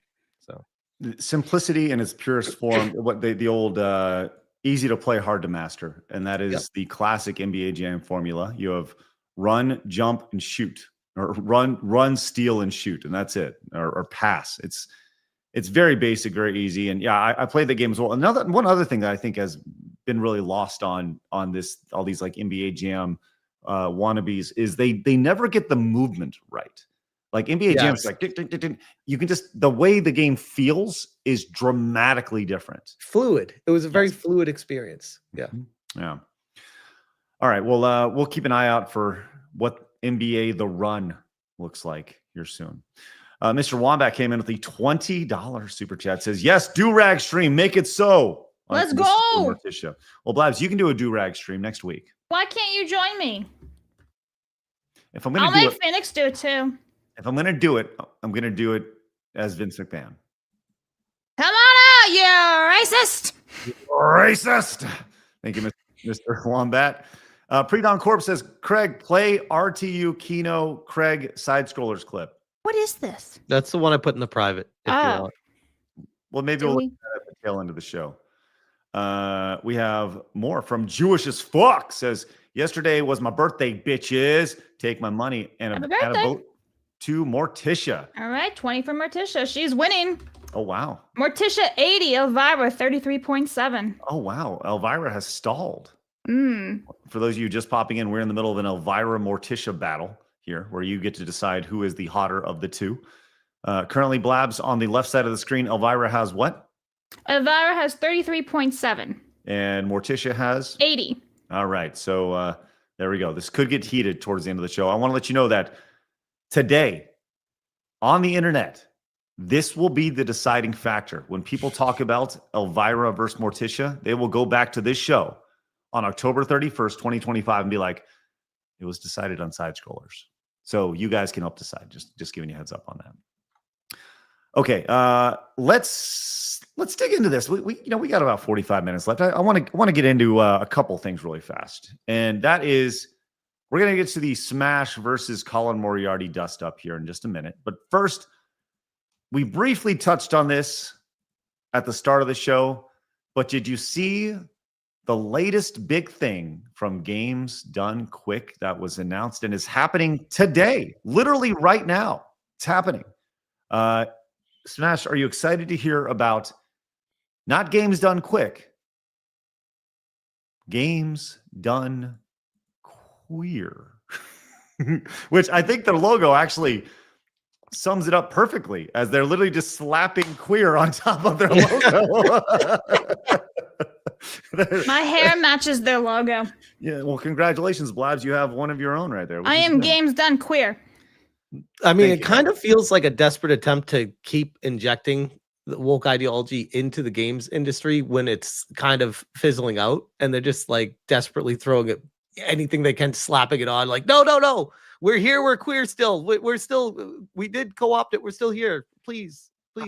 I don't understand. I don't understand this as we're kind of joking about this early on, but let me recycle some of those jokes. Like, before you play Diddy Kong Racing, do you need to tell everybody who you slept with before you play as a qualifier? Like, what does that mean? Does this mean you're socially awkward and you think you might like a girl or something? What does all this mean? There's the word queer has been co-opted in such crazy ways. What's it have to do with playing a game fast at all? I don't know. Like, imagine for instance, they did Games Done Straight. People be like, what the fuck? Why is this a thing? That makes no sense. I feel like that is something that we should absolutely maybe you can start that. People already hate you, Smash. You could start Games Done Straight. People hate me? Really? It's just the rumor. We'll get to that in just a little bit. But I think it's important to kind of let's elevate their message here. Join us for a celebration of queer and LGBTQIA plus. By the way, all the Two-Spirit people are extremely upset they've been left out. I think it's important to recognize them during this. And to be honest with you, movement to separate the LGB from the TQ, wasn't that like a thing for like a couple months where they were like, we're not a part of that anymore? Now apparently it is again. There was a divorce settlement there, yeah, for sure, or at least divorce proceedings. I don't think it actually went through, but yes, if I'm Two-Spirit, I just think Games Done Quick is incredibly Two-Spirit phobic. No, hold on a second, because I was going through the Naughty Dog job application the other day on a video, and one of the options was Two-Spirit. And I shit you not, I'm like, does that mean like you identify as like a wolf and a hawk? And people were like laughing their ass off. And I'm like, I wasn't even trying to be funny. I'm like, what the fuck is Two-Spirited? What does that mean? Do you know? I'm gonna be honest, when I first heard the thing Two-Spirited, I kept thinking it was some Native American thing. Me too. That's why I was like, is that hawk wolf? That sounds Native American. How bigoted of me, apparently. Well, I think it is important to let you know that there is an FAQ. As Smash, I'm sure you were interested in participating here as a queer Black female. That's how I identify. And I'm trying to be canceled by these same people. I don't understand it, Smash, and it really bothers me. Yep. With that said, there is an FAQ, and they want to let you know that can you contribute to the event even without being a runner? Well, yes, there's many ways. Yeah, absolutely. You can post things right here. But does the commentary need to be queer or LGBTQIA? No, they do not. We want our event to highlight these runners and the games they love. And sometimes these are games with very small communities, or the runners' best friends may not be under their umbrella. We want everyone to have the best time with people they feel comfortable with. Right? So wait, if you don't need to be it, why name it that? Because basically it opens up to anyone anyways. Well, it's probably just for marketing purposes to like get people in and get them to talk about it like we are, you know? I wonder if it's marketing or if it's more appealing to like It's just higher powers. pandering, marketing, all of it. Well, I mean, like pandering to like the higher powers, like the World Economic Forum and potential government grants that have stipulations for, oh, you have this For the amount of- gays. yeah, exactly. You get a discount. You get a discount. There are people who are going to watch this and they're going to go like, look at you guys talking about this. Well, you're so queer phobic or whatever. Like the point of talking about this is to simply say, what the fuck does it matter? And who the fuck cares? Right? I don't How dare care. you ask that question, Craig? How dare you? It's not even asking a question. I'm just making a statement. I don't care who you sleep with if you can go very fast in Super Mario Brothers 3. I don't care. I just want to see the best. As Craig told us earlier, Craig can go very fast in bed. 15 seconds and That's done. right. That's right. In and out. Ew. I'm going away. Hey, to pivot from that, I don't identify as LGBTQI. What can I do? What can I do to help out and contribute? Well, you can support. You can be an ally. This is the ally, friends, in multiple ways. If you know their game or you know they need a commentator, you can learn the game and offer to commentate. But here's the thing: you cannot. Like, I don't see anything in here saying that if you are not queer or LGBTQIA+, twospirit.com/org, you are not allowed to participate in the runs that are happening right now. So there we go. You know, I think this is actually like legitimately discrimination. Oh, it's different when they do it. Don't worry. Well, maybe Blabs during her college years could have identified as queer. No. First of all, I totally avoided all of that shit. That wasn't anything near me. Little togaff you are, Craig. Oh, you're so sexist. It's ridiculous. Well, it's ridiculous. Well, you're a misogynist. Just a quick glance really fast at their stream over on Twitch. They are live. And how many followers do they have? Well, here's a sneak preview of it right here. You can check out. This is the stream that's happening right now. We'll just kind of press play here. You can kind of see what's going on. You know, you don't even see the person who's streaming here, which is fine. That's fine. By the way, she, him, and the pronouns here are she and it. Shit. Shit, mint swirl. Damn. We were speedrunners and shit. Irony is that they actually are playing Diddy Kong Racing right now. That is hysterical. Now they are. Did you know how many followers? And I think this actually is very important to point out. How many followers do you think that this account has on their Twitch account? The Game's Done Quick. 1,000. 69. No. Totally specific. 2.1 million followers. What? The Game's Done Quick account on Twitch has 2.1. I thought you meant the person speedrunning it. So. No. The Game's Done Quick account has 2.1 million followers. Okay. And they have what, like 25 people watching? Right now they have 1,033 people watching, which is phenomenal. Better than I thought it was going to be. But not for 2.1 million. No. Right? Yep. So which I think tells you everything you need to know about the appetite for a product like this that is, whatever, right? So it's too bad too, because Games Done Quick was like a really cool thing that got co-opted to turn into identity politics, and the agendas being pushed with it once again destroys another cool thing in gaming. So there it goes. I will say this: I have been we had our Fundathon last week. We had a lot of great people there, and I was asked multiple times about launching a competitor for Games Done Quick. And just doing the exact same thing, but making it about merit. And we only, we want the best. Just show us the best. I don't care what your pronouns are. I don't care about who you sleep with. I just want the best at what they do. A straight meritocracy when it comes to this. So it is something that I would consider. I would be very interested in pursuing. We'll just leave it at that. It's on a scale, it's a massive undertaking, but like on a small scale, I mean, it's doable for sure. Yeah, I think you Like start small. on a game. Yeah, like you do a game with the community type thing. That'd be fun, actually. Yeah, I think it would be. Mayonnaise Chase says Morticia is a loving wife. Money towards her. Elvira is a floozy. Thank you. All right, Chase. 5 for Morticia. 5 for Morticia. That's right. A Retromeister says this whole games for queers is trying to justify modern day segregation in our culture. Video games should be always neutral ground. Need I say more? But if you say that, Retromeister, you're a giant bigot.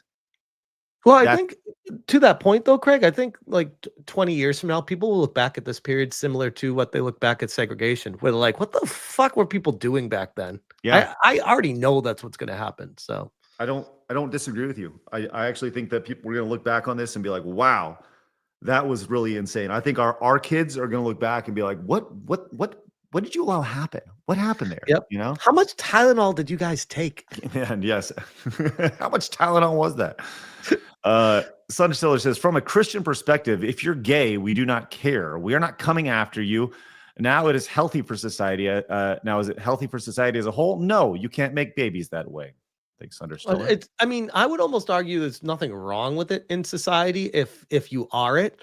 I would almost argue it's worse for gay people to force themselves into being straight and living an awful, unhappy life. It's just like, don't force your shit on me. That's all I care about. When you say force things on, like I just go back to the metaphor of this logo.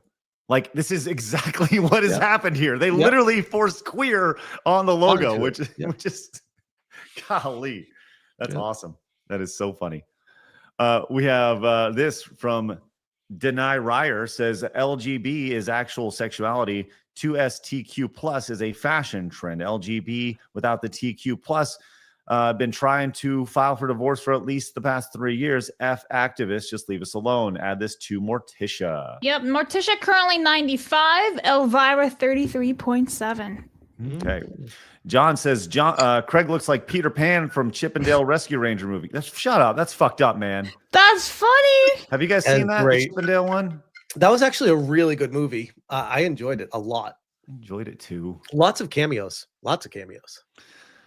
Catalystica came in with the $50. Damn, let me get them titties. Hang on. What's that, Blabs? So let me get them titties. Okay. Noted. Sounds good. Thank you, Blabs. That's good. He said 3 points. I thought Blabs' costume was Ramona Flowers, not modern audience. 2, Blabs picture equals wood. 3, Morticia. We're adding 50 to Morticia. That's good. No, Blabs. As a female, do you don't assume my sex and gender? What the fuck, Smash? How fucking dare you? Throw the book at him. I will assume away.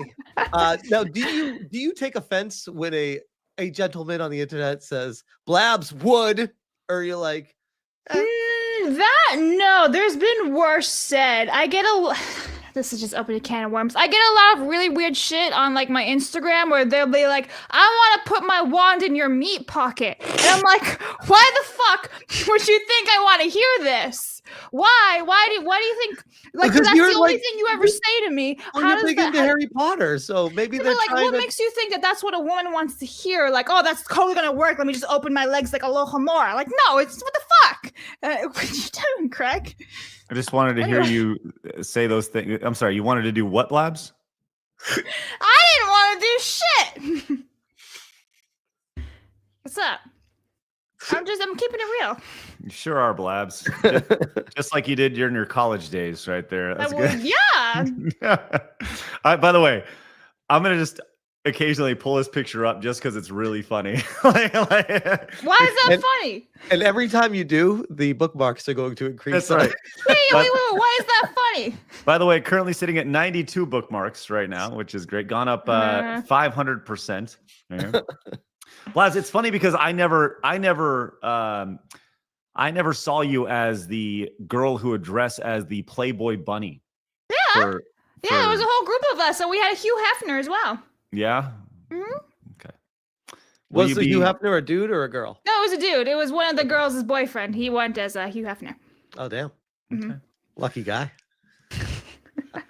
All right. Mercenary says, forget Tylenol. when my mom had the tuberculosis shot as a kid, they found a false positive, and then they gave her some pills back in 1979 for it when she was pregnant with me. Morticia. All right. Well, congratulations. Shout out to Mercenary. Yeah, let's go, Mercenary. And there's 10 for Morticia. Where are we at right now, Blabs? 10 for Morticia means 155 for Morticia. And Elvira, again, 33.7. She has not moved in like an hour. Oh, man. Elvira is dead on arrival here. Yep. Which is, all right. Okay. We'll do the Blockbuster video thing last, but I'm going to get all these tabs ready to go because we got a lot to talk about with you, Smash. So much. Uh-oh. Am I on the hot seat? Boy, you're about, listen, it is time to expose Smash JT. I wore my Darksiders shirt for this, by the way. Oh, good. Oh, thank you. Thank you for doing that. We're about to expose you in a major way.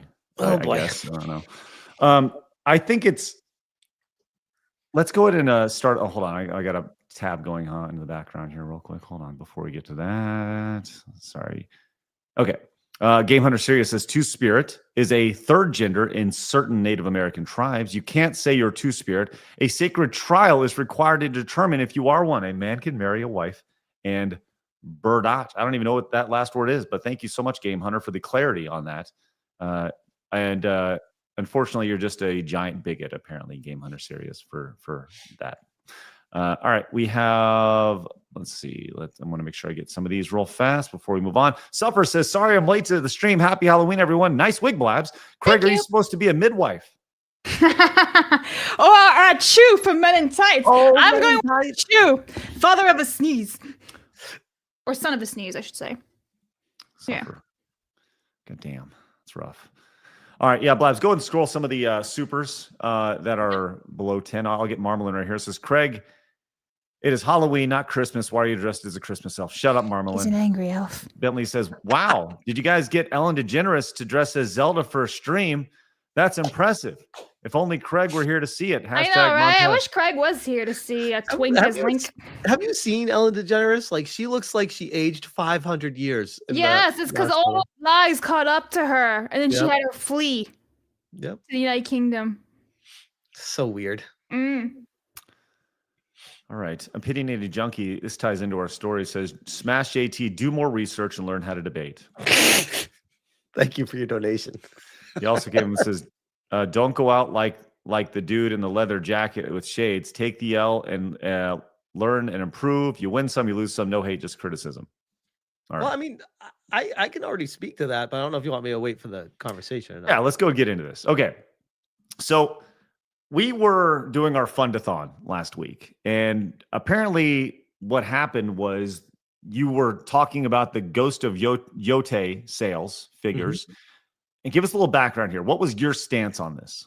So I don't really remember how it started, but I made a post basically talking about how the numbers from Circana are not necessarily what I would be trusting, and here's why. And I explained, like, they don't give actual data. They just give the places of where these games would fall based off of the sales numbers, based off of the games that qualify and provide information to Circana based off of a certain time period, based off of a certain console.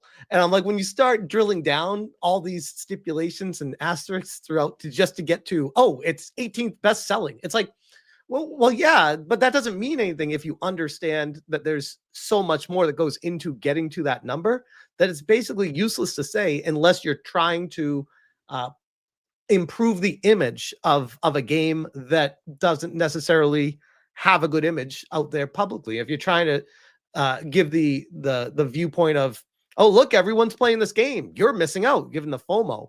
That's the angle that it feels like Circana goes on. So I made that post. A little bit of background. Circana is the company that the video game industry uses. It says Circana is a leader in providing technology, AI, and data to fast-paced moving consumer packaged goods companies, durable manufacturers, and retailers seeking to optimize their business. The idea that this is the company that the video games industry uses as a whole to say, hey, we sold X number of copies of this game. Well, that's the image they want to portray, but the reality is it's not.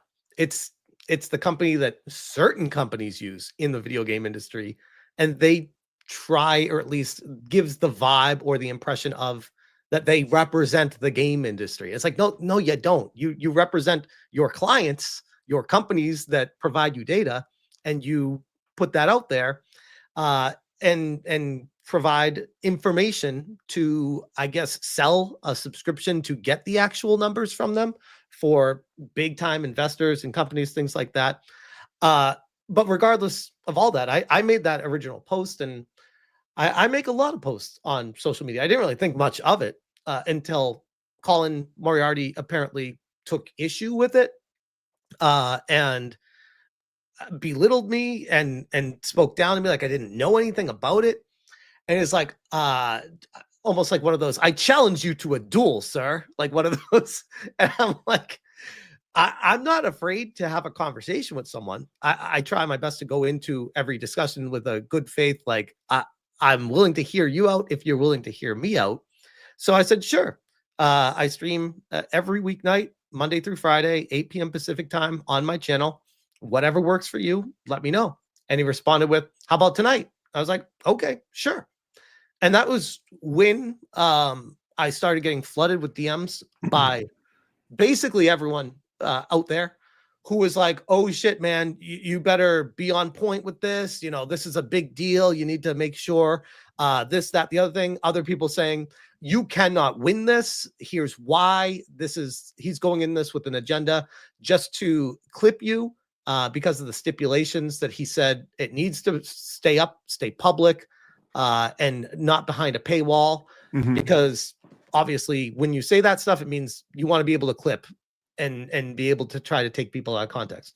I'm like, I get all that, but I'm still not going to back down from a conversation, and I held true to my belief and values on it, which is I explained at the beginning of this, like, I don't think that they represent the numbers truthfully. I feel like it's misrepresenting real data. So that's where the confusion is with it, is they have honest, real numbers, and then behind the scenes can manipulate it by using it doesn't fit this category or this category, so we can say it's higher up on the list, and we can say words like it's doing great to get the impression like it's actually doing good when it's not. Right. So Circana is just doing some quick glance at this. They are a annual revenue of over $500 million. And they don't just work in the video game industry. They work with a ton of different industries to provide data, books, entertainment. You can see all here, food and drink. They are a data-driven company, and data is a very valuable thing today. Right. So just for reference, I think it's important to point out. I also want to point out, look, we've had Colin on the show. I've had nothing but positive interactions with Colin. I actually very much like Colin. I think he's a good dude. Right. I very much admire what he's done with Last Stand Media. I think it's very admirable. But it was interesting to kind of see like, I see this as clashing of two different histories. Right. Colin is looking at this from I've been there. I've worked in the corporate side of the gaming industry, the IGN, right? The kind of funny side of this, right? I've seen this data. I've experienced it. And you were looking at it from a consumer perspective, right? He's looking at it from a professional perspective. He's looking at it as a consumer perspective. Yep. Which actually, let me interrupt you real quick and say that's what actually blew my mind, is because my assumption was that the viewers are customers. So I would think just by default, even if people like Colin, they would hear my argument and be like, oh, he's actually speaking for us. We actually align with him on this. But instead it turned into a pissing match or a mudslinging fight. And then it's like rooting for their guy the whole time instead of being like, wait. And to your point too, going into the conversation with Colin, I never had any issues with him. I didn't know too much about him. I didn't know him nearly as much as you did. But my mindset was to go into the conversation with good intentions and to give our viewpoints.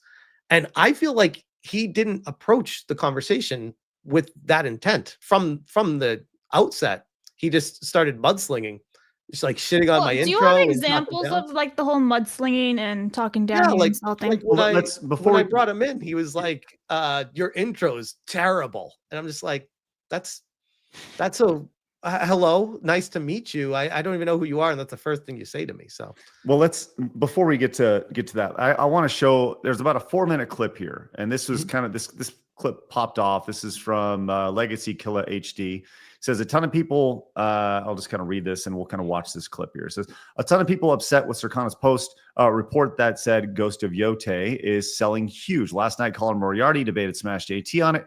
Colin argued that data is accurate, while Smash argued the data creates a fake image. Things got a bit heated. I'm going to play this in about time and a quarter speed, just so we. And I know you lived at Smash, but I do think that there's important context to everybody's argument here. So let me go ahead and play this really fast. But I feel like by presenting information that's a partial picture with a whole bunch of stipulations attached to it, it paints a very fake image of reality that people run with to try to get a W. And it's like, well, what is the W? What, like, I guess I'm curious, like, what is Circana's W by presenting their clients with bad data? Go ahead.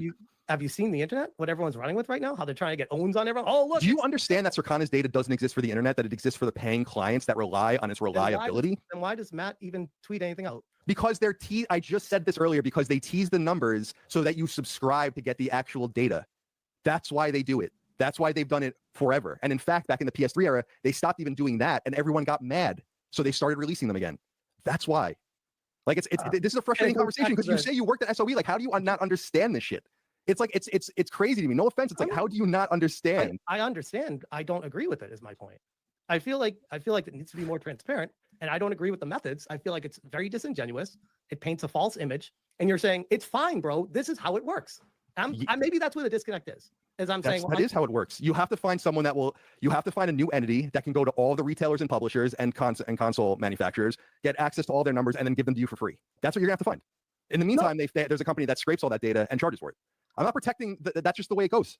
That's the way it always been. There is no territory in the entire world that shows their numbers transparently. There's none. Japan and Europe show retail numbers. Right. And they're not transparent numbers. Most people buy their games digitally. Those numbers are widely useless. I mean, again, this is your opinion that you're stating as fact. You're saying most people buy it digitally. These are useless. Like that's not a factual thing. That's your opinion. I'm saying this is a factual thing we're looking at here. Something that's not lied, not this is tangible. It's an actual graph showcasing sales in Japan. And oh, by the way, if you it shows retail sales in Japan. Right. Sorry, retail sales in Japan. Do you not understand that that's a huge caveat?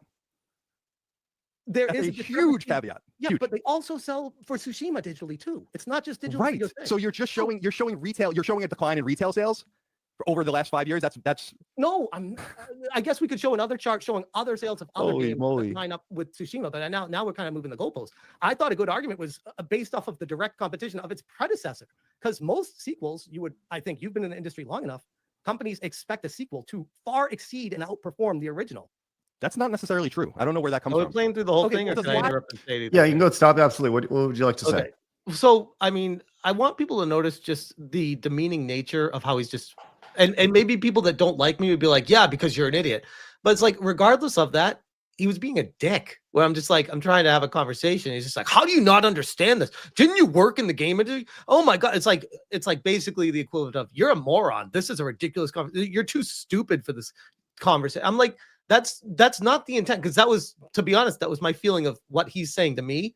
What his counterpoints weren't making any sense at all. But I'm not going to say, how do you not understand this, Colin? I'm not going to talk to him like that. I'm trying to have an open conversation about, here's how I got to where I am and why I feel the way I do. And he's like, no, that's wrong, and you're stupid because you think that. Mm-hmm. And then with the physical sales in Japan, which is the only tangible data that we have currently, directly relating it to Tsushima, and he tries to take me to task on that, saying that because there's been a quote unquote decline in physical sales, that chart is meaningless.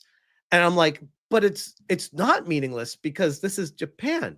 And if we're talking about any region that still values their physical media, it's Japan.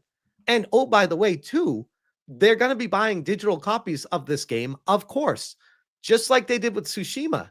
And you could argue that most likely far more copies of Tsushima sold digitally because it came out during the pandemic when everyone's at home. Right. So the arguments that he was trying to make to defend his standpoint really weren't good. He was just being a dick to me. And I was trying my best to be cordial. And in hindsight, I'm like, man, I should have just matched his intensity and been a dick back to him. But that's not me. Like, I'm not, when I have someone on my channel, I just want to have a conversation about something. He was extremely aggressive with it. And I mean, I just felt like at least I got my mindset out there for people to see it. Mhm. I was actually a little bit surprised at the fallout from the community where they're just like, yeah, fuck Smash. He sucks.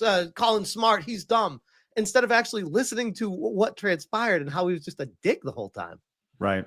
Well, I think it's interesting to see. I mean, Colin speaks with authority. That's kind of what he does. He speaks. He's very well spoken in how he speaks, and he will talk over you. I mean, that's just kind of how he presents himself, you know. But he is articulate in how he presents things, and but I do think there was definitely some talking over, and it sounded a little, you know, there was some condescending nature to it, you know, with how he was presenting his stuff, his points here. But so this goes back and forth.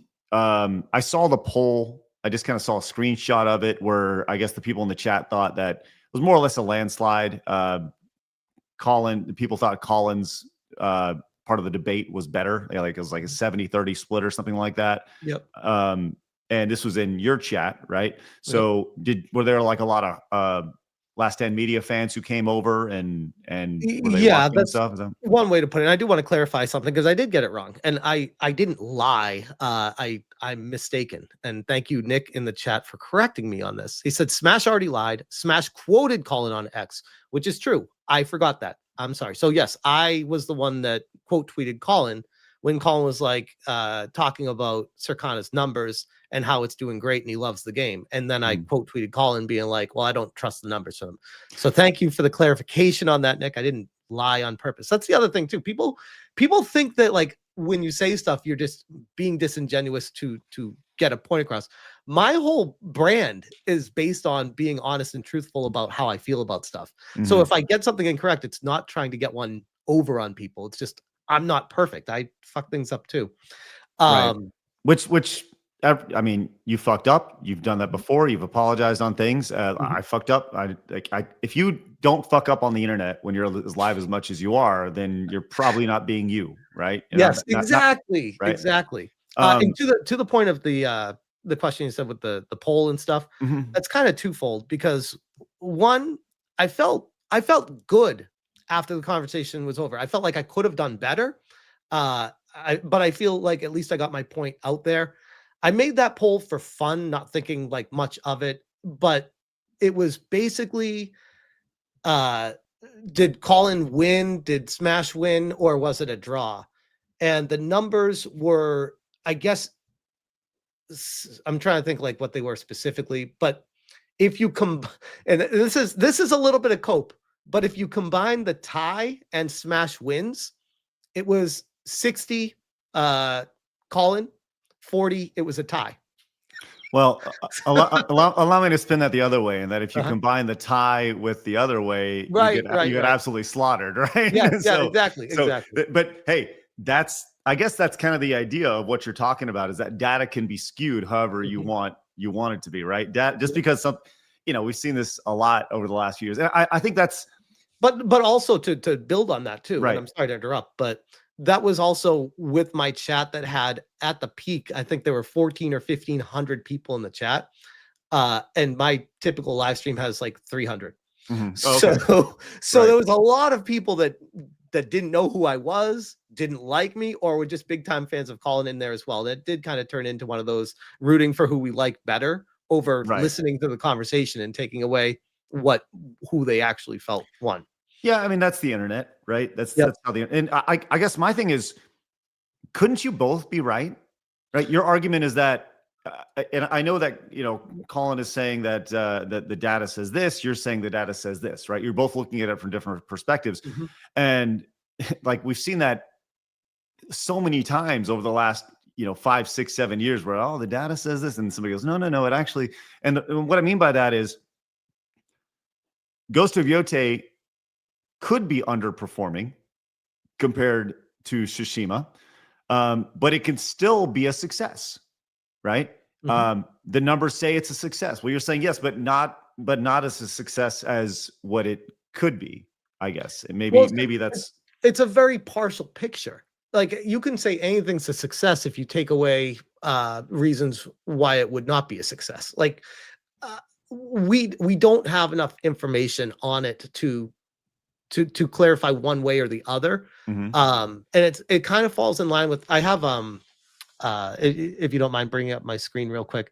Sure. I brought this when I was talking to Colin, talking about how this is, I'm not going to read through the whole thing, but basically how Matt Piscatel's this peddling Ghost of Yotei was great is the same guy that said Assassin's Creed Shadows was the best-selling game line, right? That Dragon Age of Veilguard was doing good, that other games as well, Star Wars Outlaws, despite lukewarm reception, Star Wars Outlaws is third best-selling game of August. Assassin's Creed Shadows has been the best-selling video game in the US for the first 3 weeks. All these games are monumental failures for the respective companies, Ubisoft, BioWare. Right. Dragon Age of Veilguard, PC volume, if PC volume was included, it would have placed even higher on the best-selling titles chart, perhaps as high as third overall. And just over and over, I've seen this story too many times to fall for it again. So now when we get this one, with 1 week on the market, US sales performance of Ghost of Yotei was basically flat with Ghost of Tsushima. It did great. I'm like, no, it didn't. If you look at the physical sales in Japan and expand those out with the same percentages of digital downloads, it's doing terrible. And if you expand that across the world, it's doing awful. So if you just take a specific segment in a specific area at a specific time frame in a specific console, then yes, you can make it say whatever you want, but it doesn't mean it's successful. And I think in the long term, it could actually ultimately end up hurting the companies and giving a false sense of security for the people working at the studios, thinking it's doing good when it's not. So there are a lot of factors that play into this that I feel like are being ignored, just so people can just be like, it's doing great, and you're wrong because you said it's not doing great, which in a weird way is kind of what this is all about, is having fun with talking about it. So after you guys talk about it, you guys getting a little spat online. You guys kind of go at each other, and let's see, we have this person over here. I'm just kind of pulling up some random tweets that were out there. You had talked about how you were glad he came on, and this guy says, "Wow, Smash still crashing out over his thumping by Colin." Oh, interesting fun fact about this guy who posted this and tagged Colin is I have him blocked for like coming at me and personal attacks for a while. Like, to me, it's someone who is not, we'll say, ideologically aligned with my outlook on life. And you could argue that is someone that is someone politically leaning a different direction than me, will say. Sure. And I find it curious that Colin starts off our conversation saying he's a conservative, yet when you look at who he quote tweets, who he follows, and the circles he runs in, it would be anything but that. And you could argue, oh no, he just sees people from all aspects of politics and things like that. Sure, but that's not what I've been seeing. It just strikes me as someone who's just being disingenuous. That's my feeling on the situation, though. And people get mad at me for having vibes and being honest about how I feel about it. That's how I feel. I'm not going to lie about it. Well, you're talking about kind of the mudslinging here, and Colin actually, Blabs, this is kind of what you were asking about. The kind of the quote tweet here says, Colin said, "It's not surprising, is it? When you're a tourist who doesn't really play many games or know much about the industry that creates them, you're reduced to whatever this is. I'm truly grateful I don't have to make content for vegetables. It must be absolutely right." But did Smash? Did you not start off by calling him Michelle first before any of this happened? I don't recall doing that, honestly. I may have, but I do not recall specifically doing that. And did you or did you not keep? I feel like I'm interrogating here. Sorry. Did you have Colin backstage for 17 minutes before you brought him on in an intro? No, but I'm really glad you brought that up, because that is one of those misnomers that's getting tossed around right now, and it's extremely frustrating. So behind the scenes, I set up the conversation with Colin in DMs, Mhm. He said, "What time do you want me there?" I said, 8:15 p.m. Pacific time because of my intro and my start. I want to do the welcomes and everything like that. He's like, "Cool." So we agreed on 8:15. So I start my stream at 8 o'clock, like I always do. Play the intro. That's about 9 minutes or so. Get into the hellos and the welcomes. Mhm. And Colin joined in about 8:13 p.m. Pacific time while I was doing the super chat reading. And I said, "Oh, I see Colin in the back room. So I'm just going to fly through these and we'll bring him in." And I believe I even brought him in 8:14, like a minute early. And then I saw the fallout from that. People are like, because Colin came in bitching about his intro, that Smash was trying to do some sort of power play to hold one over him to make him sit there and wait. I'm like, no, he wasn't sitting there and waiting. And it was kind of like dick of him to shit on my intro when he wasn't even there, to give people the impression that I was making him sit there and wait through it. I'm like, no, I told you 8:15. I told you this is the time we're going to have you on. He agreed to it, had no issues with that. And then all of a sudden it was an issue because he had to sit through an intro. I'm like, this is the time we said we'd have you on, and I had you on at that time. So I feel like it was pretty disingenuous. And there are people that are running with that, like I was making them sit there. Like, no, I didn't. So, what was interesting though was kind of how, like, it felt, looking from the outside in, as somebody who wasn't there for this live thing, but I was just kind of seeing the rubble that has been spread from this dust up. After this, Colin, he called you the tourist, right? Called, I'm guessing, the audience vegetables, which I think that's not the best, right? By any means. But this person here responded, and this is somebody. Who is this person, Craig? This person is this person. No, that's Blabs. Oh, wait. This is the waitress. The waitress. I think that's the best way to say it. Yes, the waitress, who we'd like to welcome her to all of our clips. It's great to see you. Thank you for watching, by the way. I'm sure you're going to drop a lawsuit. Go ahead. So yes, you're being sued by the waitress, and so she chimes in, and I can't even see it because I guess she's limited the post here, but the long and short is she's like, "Oh, it'd be great to talk to you, Colin," right? Which, as opportunists find, they just slide on it. By the way, it'd be great to talk to you. By the way, I'm suing this person. Just want to throw that there. And Colin was like, "Hey, I'd love to." And the irony here is that Colin has reached out in the past. I was bummed you didn't accept my invite some months ago, right? To where I think it speaks a lot to the waitress's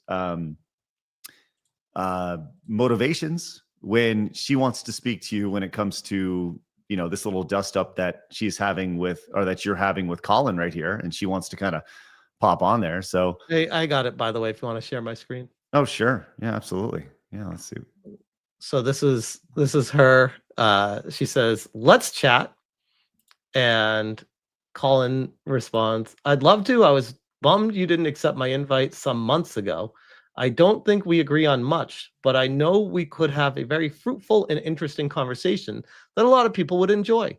Email me your thoughts whenever you'd like," which I have a lot to say about this, but before I even get to that, "I don't think we'd agree on much, but we definitely can agree on some. I'm not really on here anymore, so I'll email you." What this is, for people that aren't aware, Colin and Alyssa both live very close to each other. I would not be very surprised if it turned out that they knew each other in real life and were buddy behind the scenes. It would not surprise me, I'd say. This is just conjecture. Yeah, I don't know. Relevant. Right. No, I'm saying it would not surprise me if they were. And to me, when I read this, it strikes me as public, "Hey, I don't know you, you don't know me. Let's talk," to let everyone know. It's like, what are we doing here? If you guys do know each other, what are we doing here? It's just a song and dance, it feels like to me. Well, I'll say this. I don't know if that's I don't think that's necessarily fair personally. I don't know. Like, I don't know Mercante. Like I said, we invited her on the show fucking 2 years ago, whatever it was, and before she became, whatever it is she is. But just say like they may know each other. I don't know. I think there's a lot of assumptions right there. Yeah. Also, didn't he like turn her down or vice versa a couple months ago in that thread? So I don't really think it's any relevant whatsoever. I don't know, but maybe, I don't know. Regardless, look, I don't know the relationship. You don't know. I just think it's curious that it's a very, like Craig was saying, it's a very opportunistic. Yes. Like you're literally suing me, and you're the first one in the replies to get a story out of this, calling me the person harassing you. Like, what are we doing here? Regardless of if they know each other or not behind the scenes, what the optics of this are insane. I agree with you on that. I definitely agree with you. I think that the optics of her just kind of swooping in out of nowhere and being like, "Oh, hey, by the way, I'm never on this platform, but I just wanted to, kind of throw this out there because, hey, whatever, just because I'm extremely opportunistic here." Is it? And actually, I think 8-Bit Eric actually says it pretty well over on X. Eric said. Says a lot about her every time Smash has a conflict with someone. She suddenly reappears after being, quote, gone from X just to tell people they need to chat, right? She's suing for harassment, yet I was always there at a moment's notice. Clearly, you're not blind to that, right? And I think that's the bigger thing here is it's very, come on. You see a rat, looks like a rat, it's a rat, right? Anyways, so the feedback I'll tell you, this has been really interesting for us because we've had you on many times. You came down for one of our events was great. We had a great time, like I said, but the perception you've had a lot of people who are like, fuck Smash, fuck that guy. Right. So much so that I thought it would just be funny to go down when we posted that you were going to be on the show yesterday. The response on the side scrollers X handle. Can I just say that like Smash was booked a month ago, guys? And it just so happened that all this happened in between. Yeah, I just want to point that out. Like I booked people in advance. Yes, this happens all. Like for the record, we have people booked out like till 2026 at this point. We have an entire calendar. Like November's booked, December's like booked. Yep. We're booked. So it just so happens, like there'll be people who show up and like, how'd you get them? We're like, I just totally lucked into it. But well, the way I fumble myself into my own antics in life, I don't think Blabs is that surprised that there was a situation that took place anyway. Honestly, no, I kind of expect it with Smash at this point. I'm like, what's he done today? Well, let's see some of the hate. I think it'd be fun to kind of read some of these comments here because we do have just a lot of questions here from folks, and I wanted to read these off verbatim to kind of get your response. Did you see what people were saying about you in the comments? I saw a couple. I don't see them all. There you go. Let's just go down from top to bottom here. Let's see. There's one about Kirsha. Fitting that a podcast that no longer talks about video games is hosting a fool that never talks about video games. Well, I need to hold on. What qualifies as talking about video games? Listen, if there's one thing I've learned over the last 2.5, almost 3 years, is that if you don't spend the entire time talking about video games, you are not a video game podcast. This brings me back to the whole accusation from Colin calling me a tourist, where I'm like, I literally stream games almost every night on my alternate channel, and I go through that and explain it to him, and he instantly moves the goalpost to a different conversation. Yes, it's amazing. We are a life podcast. We are a podcast about normal people and normal men. That's what we are. And video games are an underlying theme. But thank you, random X Twitter account that has 0 followers. I mean, the following doesn't matter. It literally doesn't matter. Oh, shut up, Blabs. That's such a burner account. Shut up. They That's follow so you, stupid. Craig. They're talking shit about your podcast, saying that it's not what they want. And they follow you. Right, exactly. So they're just looking to be laughed at, which is exactly what we're gonna do.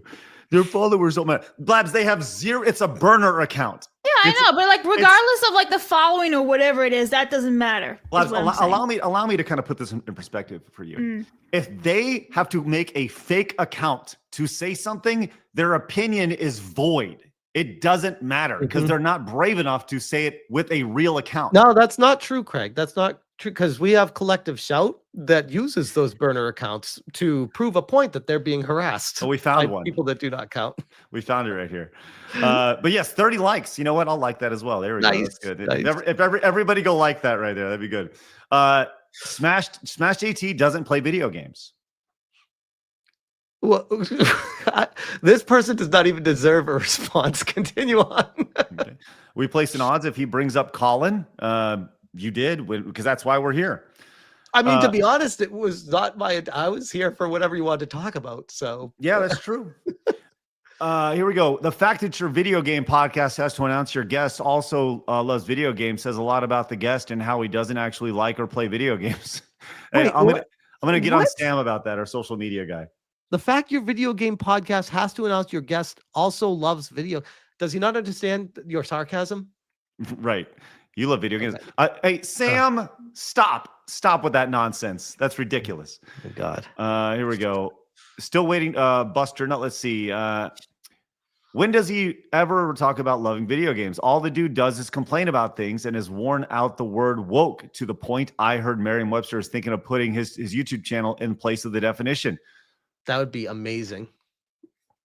What are your thoughts? What are your thoughts on that? You know, my thoughts are Expedition 33 was an incredible game, life-changing even. Silk Song was so much fun. Had a blast playing that as well. I talk about these things all the time. Many games. Chrono Trigger is the greatest game of all time. I'll talk about Chrono Trigger till my face turns blue.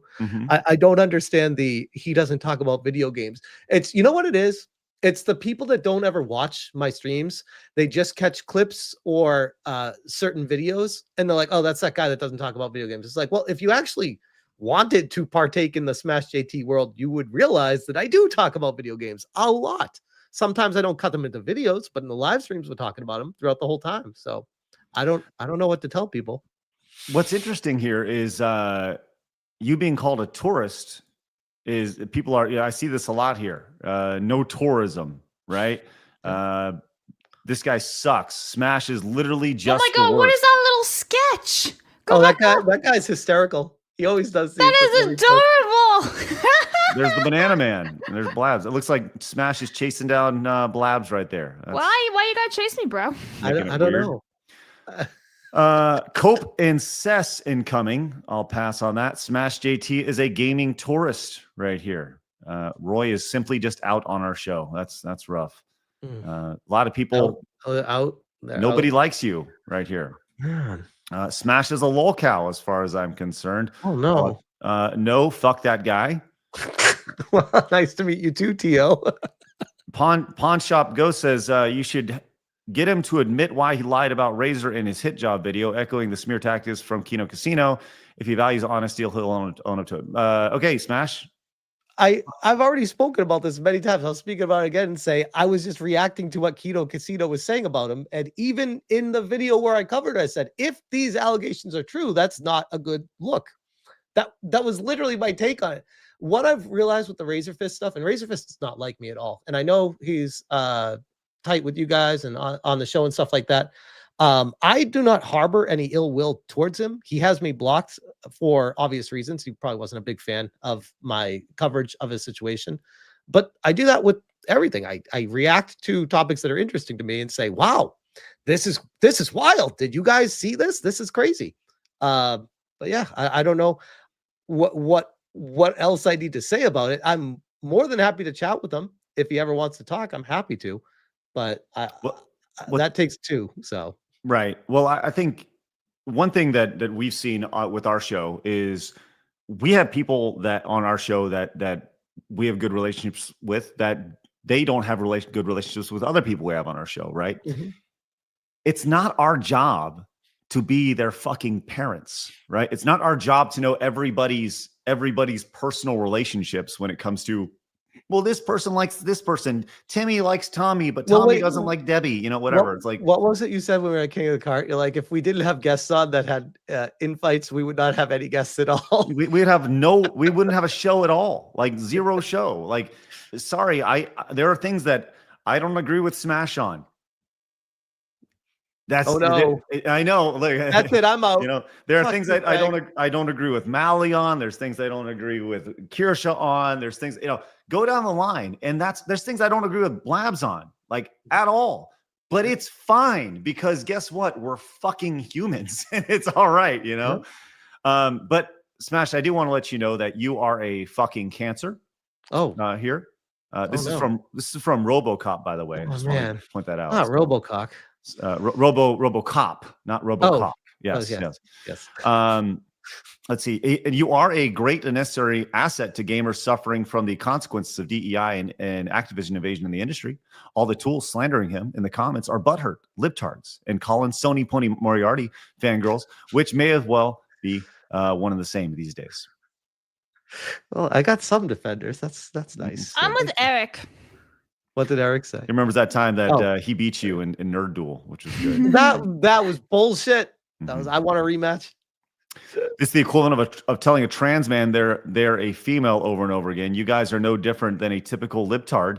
You're just on the other side. I guess that's us, huh? What is that? Is that one of those Palestine flags? Yeah. I ignore whatever they say after it.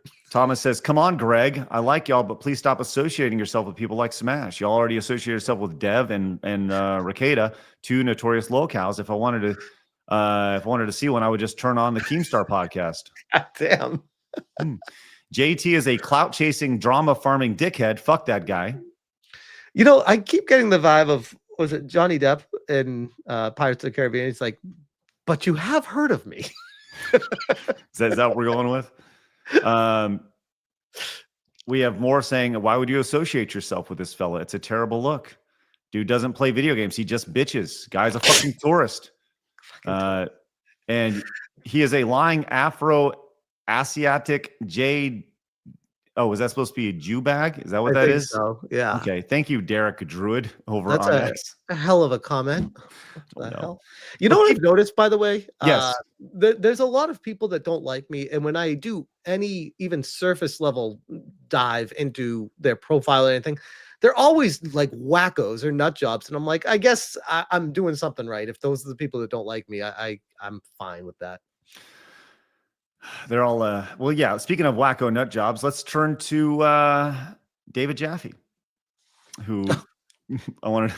You posted this. This is yes. Pretty funny. Their response to now Colin and David, they're boys, and look, I think that's cool. Let them be boys. They're fine. I don't like, and to be clear, I think David Jaffe, his work in the industry has been great. I know David. I don't know him personally, but I know that he literally hates me because I think that boys are boys and girls are girls.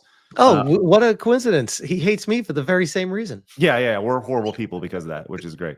But here was his response with his co-host. I'm not familiar with his co-host, but Gene Park, he's a writer for the Washington Post. And I have no issues with Gene, but I feel like Gene is I don't want to say a shill for the industry, even though he kind of is. I feel like he's one of those types of people that just goes along to get along and tries just to keep all these people happy just so he gets invited on their shows and stuff instead of actually having a strong opinion either way against anyone. But well, let's see what they had to say about this. When you have access to the world, you're gonna find your people. Yeah.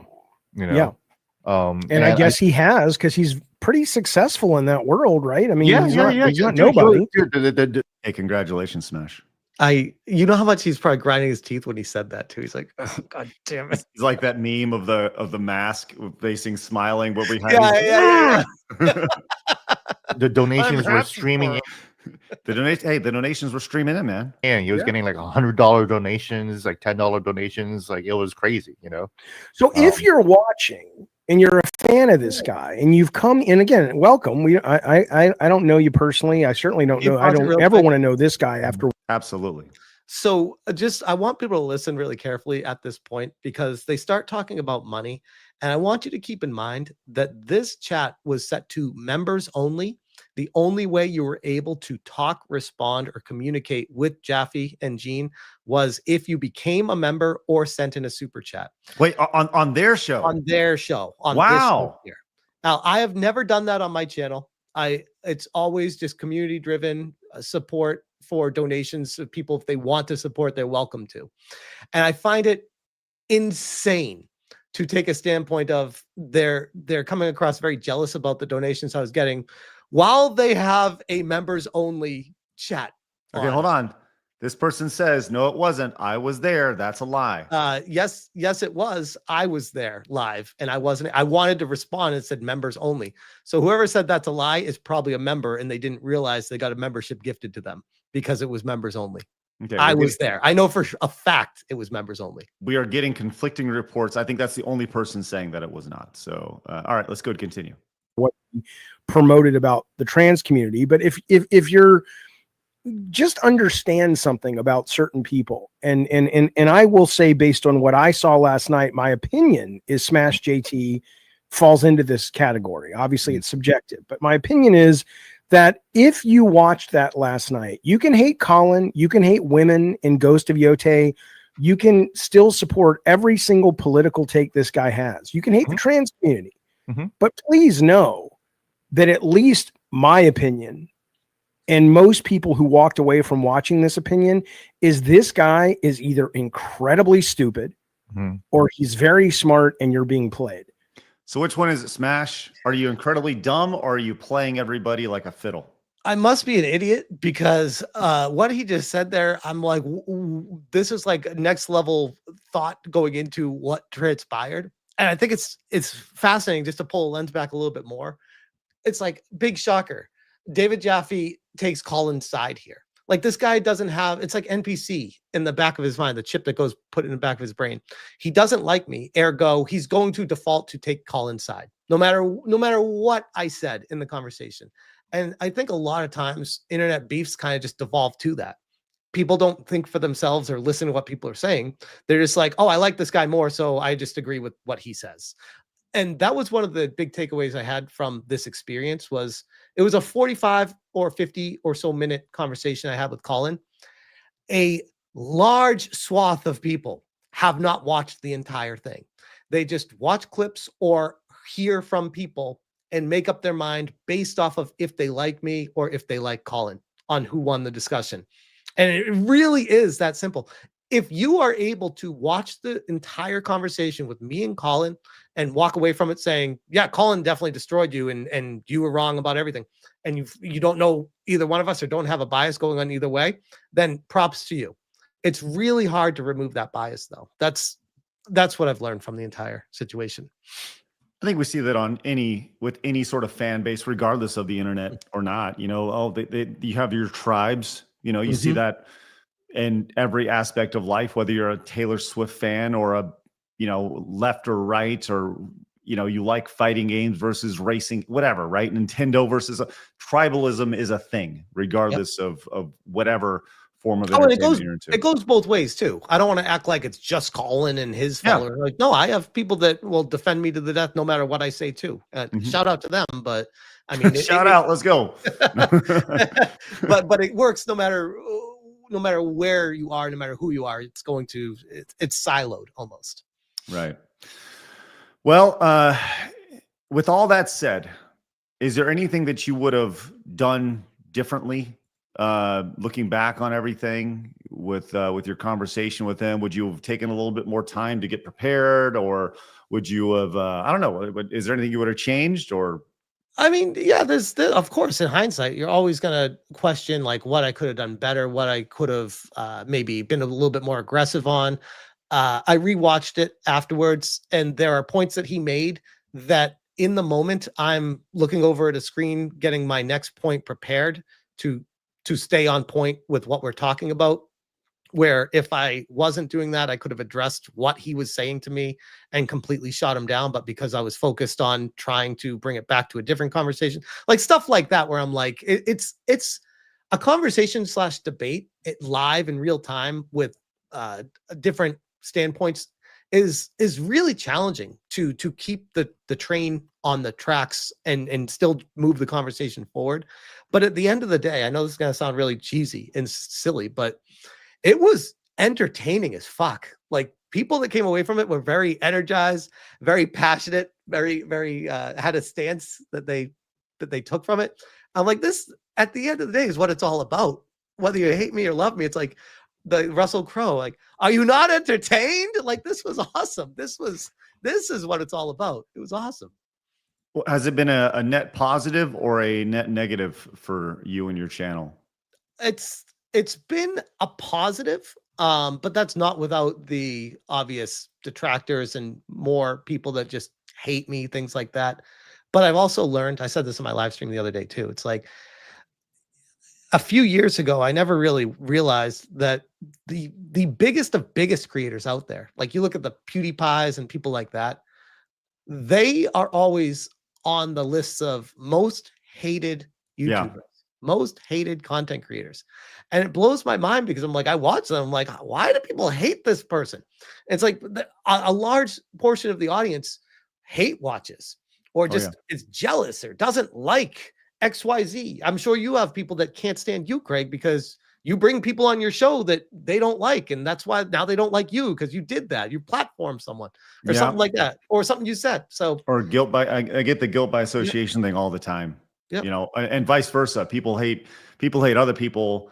I talked about this, you know, one of the things we heard last week with the Fundathon was people were saying, like, when they first appeared on the show, they had friends being like, are you sure you want to go on that show? You know, like, are you sure you want to be associated with that? And it's like, okay, you know, like I know my, you know, like my only cardinal sin, like that's it. Is that I know what a man is and I know what a woman is. That's it. That's the only thing. And that's like enough to be thrown out of the club, you know? So I can't believe humanity has gotten to a point where that's actually a big issue, but here we are.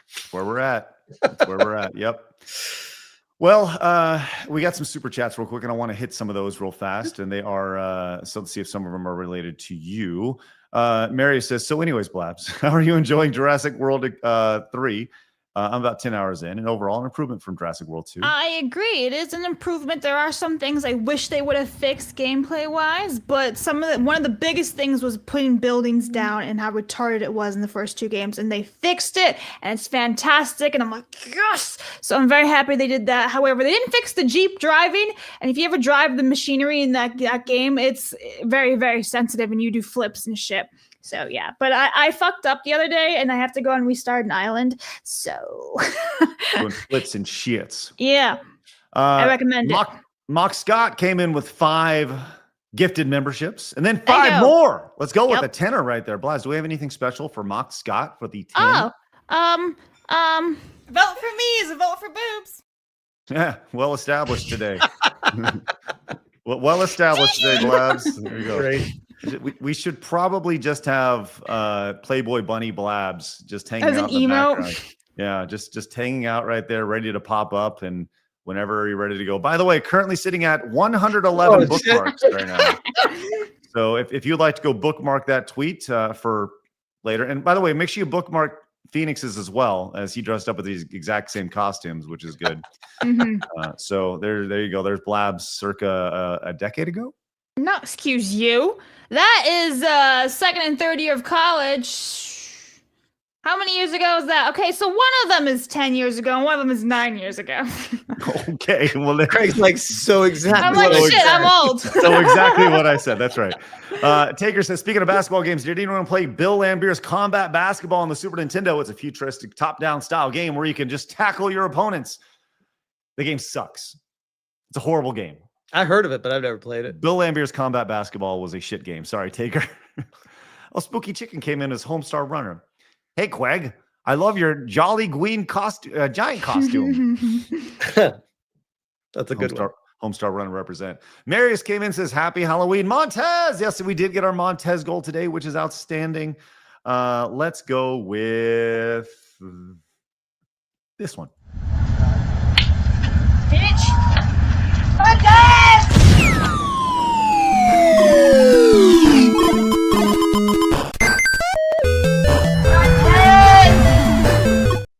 Let's go. All right. Hey, Blabs, quick update on our blatantly stolen Hypnotic. By the way, I see Hypnotic in the chat. We'd like to thank you for this bit. The Elvira versus Morticia battle happening today right now. Now, obviously, the waifu battle that is put together by Hypnotic is considerably more profitable than our teeny tiny little thing we're doing here, which congratulations to Hypnotic. But where are we at? We have Elvira on the left. Where is she at? Oh, well, she never moved. Oh shit! What's it at? So we're still at 33.7 for Elvira. Okay. And Morticia's at 162. Whoa! A blowout. Yeah. An absolute blowout. That's what the chat wants to do to Morticia. Armis, damn.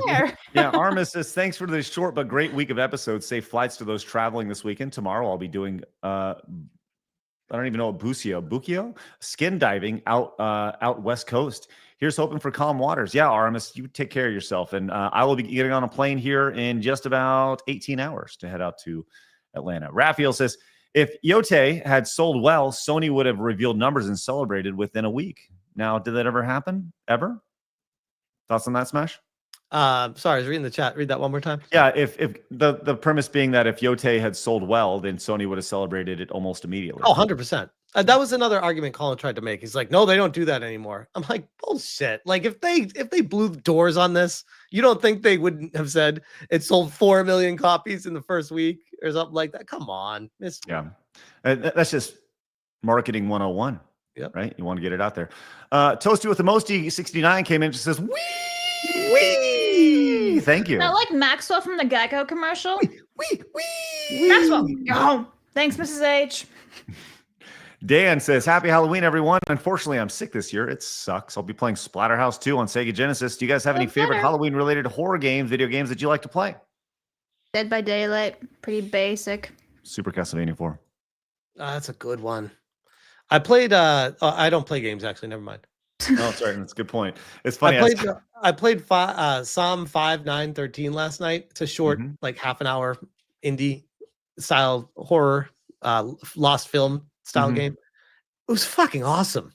I had a great time with it. So good jump scares. Very good jump scares. Nice. Sorry that you can't see her as a 12-year-old boy anymore. Thank you so much, Joe's guy. And AJC came in and says, just a little something to show my support. Highly enjoy this channel and everything you do. Happy Halloween, folks.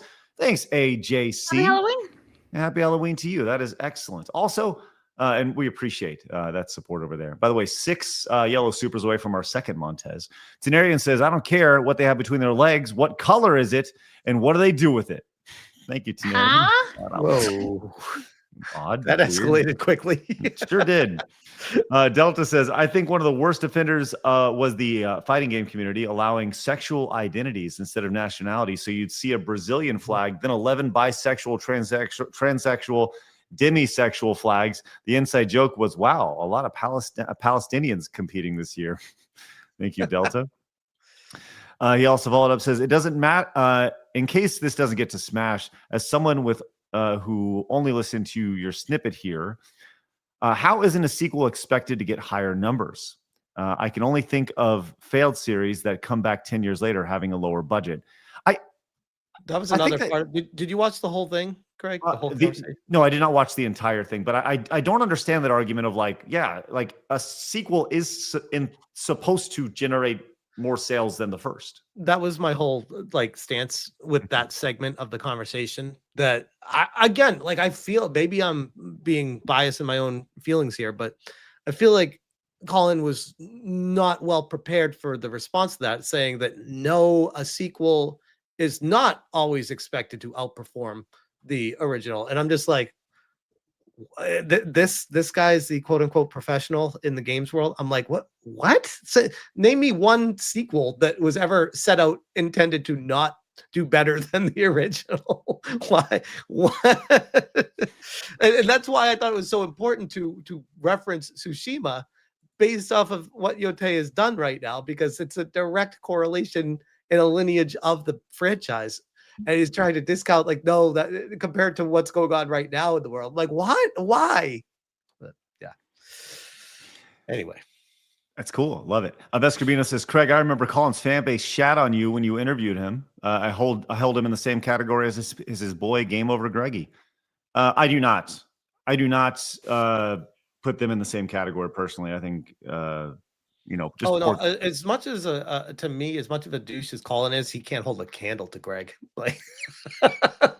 Yeah, it's amazing. And Delta says, I find it funny. Smash, Moriarty, Alex, Frit, etc. do the whole "you're not a real gamer, you barely play games," when you all seem to have played half a dozen games this month, and I've only played Digimon World, not the newest release. That's right. In comparison, you guys play way more games than other folks. So, well, the other like part of that really frustrates me is like, even if I don't talk about games, even if I don't play video games, what is that argument related to what we're talking about with the sales figures of this game? Like, it's such a straw man, like move the goalpost to something different discussion that it legitimately like perplexed me when he started going down that road with me and then started talking about the titles of my videos and stuff. Like, what's this have to do with why you came on here to talk to me about stuff? Right. He's trying to discredit me as a brand or what I do so that it tries to take away from my talking points. Like, that doesn't make what I said less true just by saying I don't play games, even when I do play games. Like, what's this have to do with anything? But let's finish with this clip that you throw away. I like, here's the thing. I legitimately, I don't know a whole lot about Kino Casino at all. Really. I've never been on their show or anything. No, you've been featured though. Apparently, I don't know. Apparently, yes. They don't. Do they not like me or something? Did I do something? It's just you've been featured. About what? The Razor Fist stuff. What about Razor Fist? Months ago, with the whole Goonergate stuff, you've been featured. Okay. Like they would take clips from here. Okay, cool. Well, we have this clip that Smash has shared with us. It says Kino Casino clip channel plays a clip of RTU watching side scrollers. To be clear, this was shared to me by Predon Corpse, and I'm just providing it to you from him. Okay. With it, when a super chat from yours truly pops up on screen, Dickers goes from being calm to losing his mind. He ate his daughter's eyes. What is this? Should I know this meme? That he ate his daughter's eyes. What is this? Okay, I don't even know. All right, let's go and see what exactly happens here. In lolcow basement, I fucking fell on the floor laughing. All right. So to be clear, is this them watching a stream? Like, is it us watching them watching a stream? Is that what we're doing here? No. Right now, they're just doing a sidebar conversation. When they watch a stream, they have it up on the screen as well. Yeah, okay. All right, here we go. Here it's we right go. there. All right, let's check it out. Oh, there we go. RTU ate his daughter's eyes. Oh, no. You think it's going to make review tech seethe? Oh, no. I'm gonna die. I'm gonna die. I'm gonna just preemptively hit it. Wait, hold on. So this is them watching review tech watching me. Yes, because review tech That's some inception right there. And now this is us watching them watch review tech watch you. Oh my god, this is so fucking stupid. This is so dumb. All right, I don't recall this, but let's go ahead. I think it's gonna make Rich seethe. That was easy. Who's talking about? I'm ordering one of those from Amazon tonight. Look at his face. He's rattled, buddy. Okay. He's rattled. Why do you care so much? Why do you care so much about these things? Yeah, look how. Oh, he's mad. He's angry. No, Predon Corpse. Oh, he's just mad he can't eat them again. It was a one-time. Fucking. Okay, so there, I guess that's it, huh? He did look pretty pissed. Yeah. I feel like we should up the what is the super chat? He ate his daughter's eyes. Yeah, I feel like we should make. It just sounds like my dog got stung by a bee. Like it's It's the same shit. We should probably grift that and make it a higher before I read that. Like it has to be a 10 in order for me to read that. Thanks, Light Ferret. And Two's News says, how happy was Blabs last week to find someone shorter than her? Mally really is mouse-sized. Yes. You know, it does happen. I don't know. It does happen. John says, I enjoy y'all's content, but every so often some news cycle comes up or you have an opinion I don't care about. So I tune it out for like a week or watch videos on 2X if the topic feels important. John, that's totally fair, man. Like, we will not agree on everything. And you know what? Awesome. Like, it legitimately is great. Well, I mean, would you want that though? Like, no. how weird would that be if you just agree with every time someone says something. I wholeheartedly agree with everything this person says all the time. Like what? Yes. Oh my God.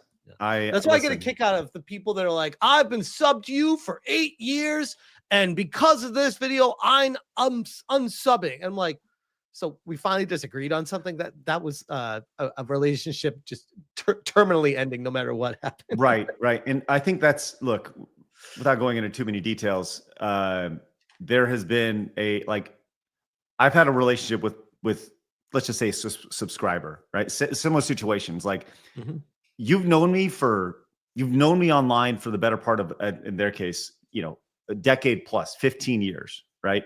And you're going to take 15 to 20 seconds of something and be upset about that, and that's going to cause you to go, right?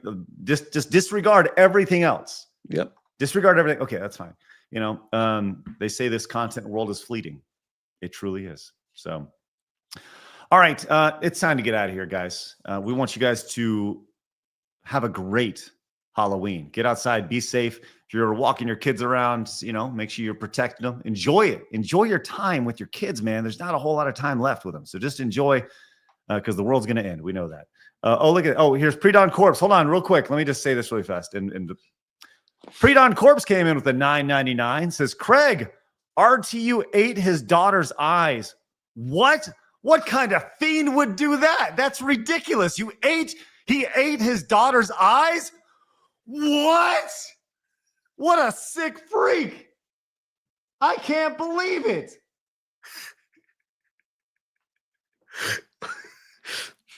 Was that good? That was amazing. I can't believe it. I didn't see that coming. Fucked up. All right. Surrounded by two retards. You're the one in the rainbow wig, dear. All right. I'm just Yeah, saying. fabulous. And with that said, I'd like to welcome everybody out. If you're just joining us, make sure you guys bookmark this for later on right there. I will not be bookmarking. And you know what? I will bookmark it because we need to pull this up later on. I bookmark it. Because this will be an ongoing thing. By the way, you've done it. This is just the outline here. So I'm going to take this, open that as a new tab. So we got the outline. Hey, go and take this, guys, and put whatever background you want on the back of this. I think it's really important that you guys do some Photoshop work because it's fun. I regret posting this on the internet. I was like, this should be okay. Yes, this should be fine. I won. I made Blabs regret it. I don't know. I took out the background. I removed all my friends for their security and safety and everything, and now I've done it. Blabs, I'll put a picture of me and my wife from a few years ago on there to make it even. Oh no, that'll make it even more awkward. Weird.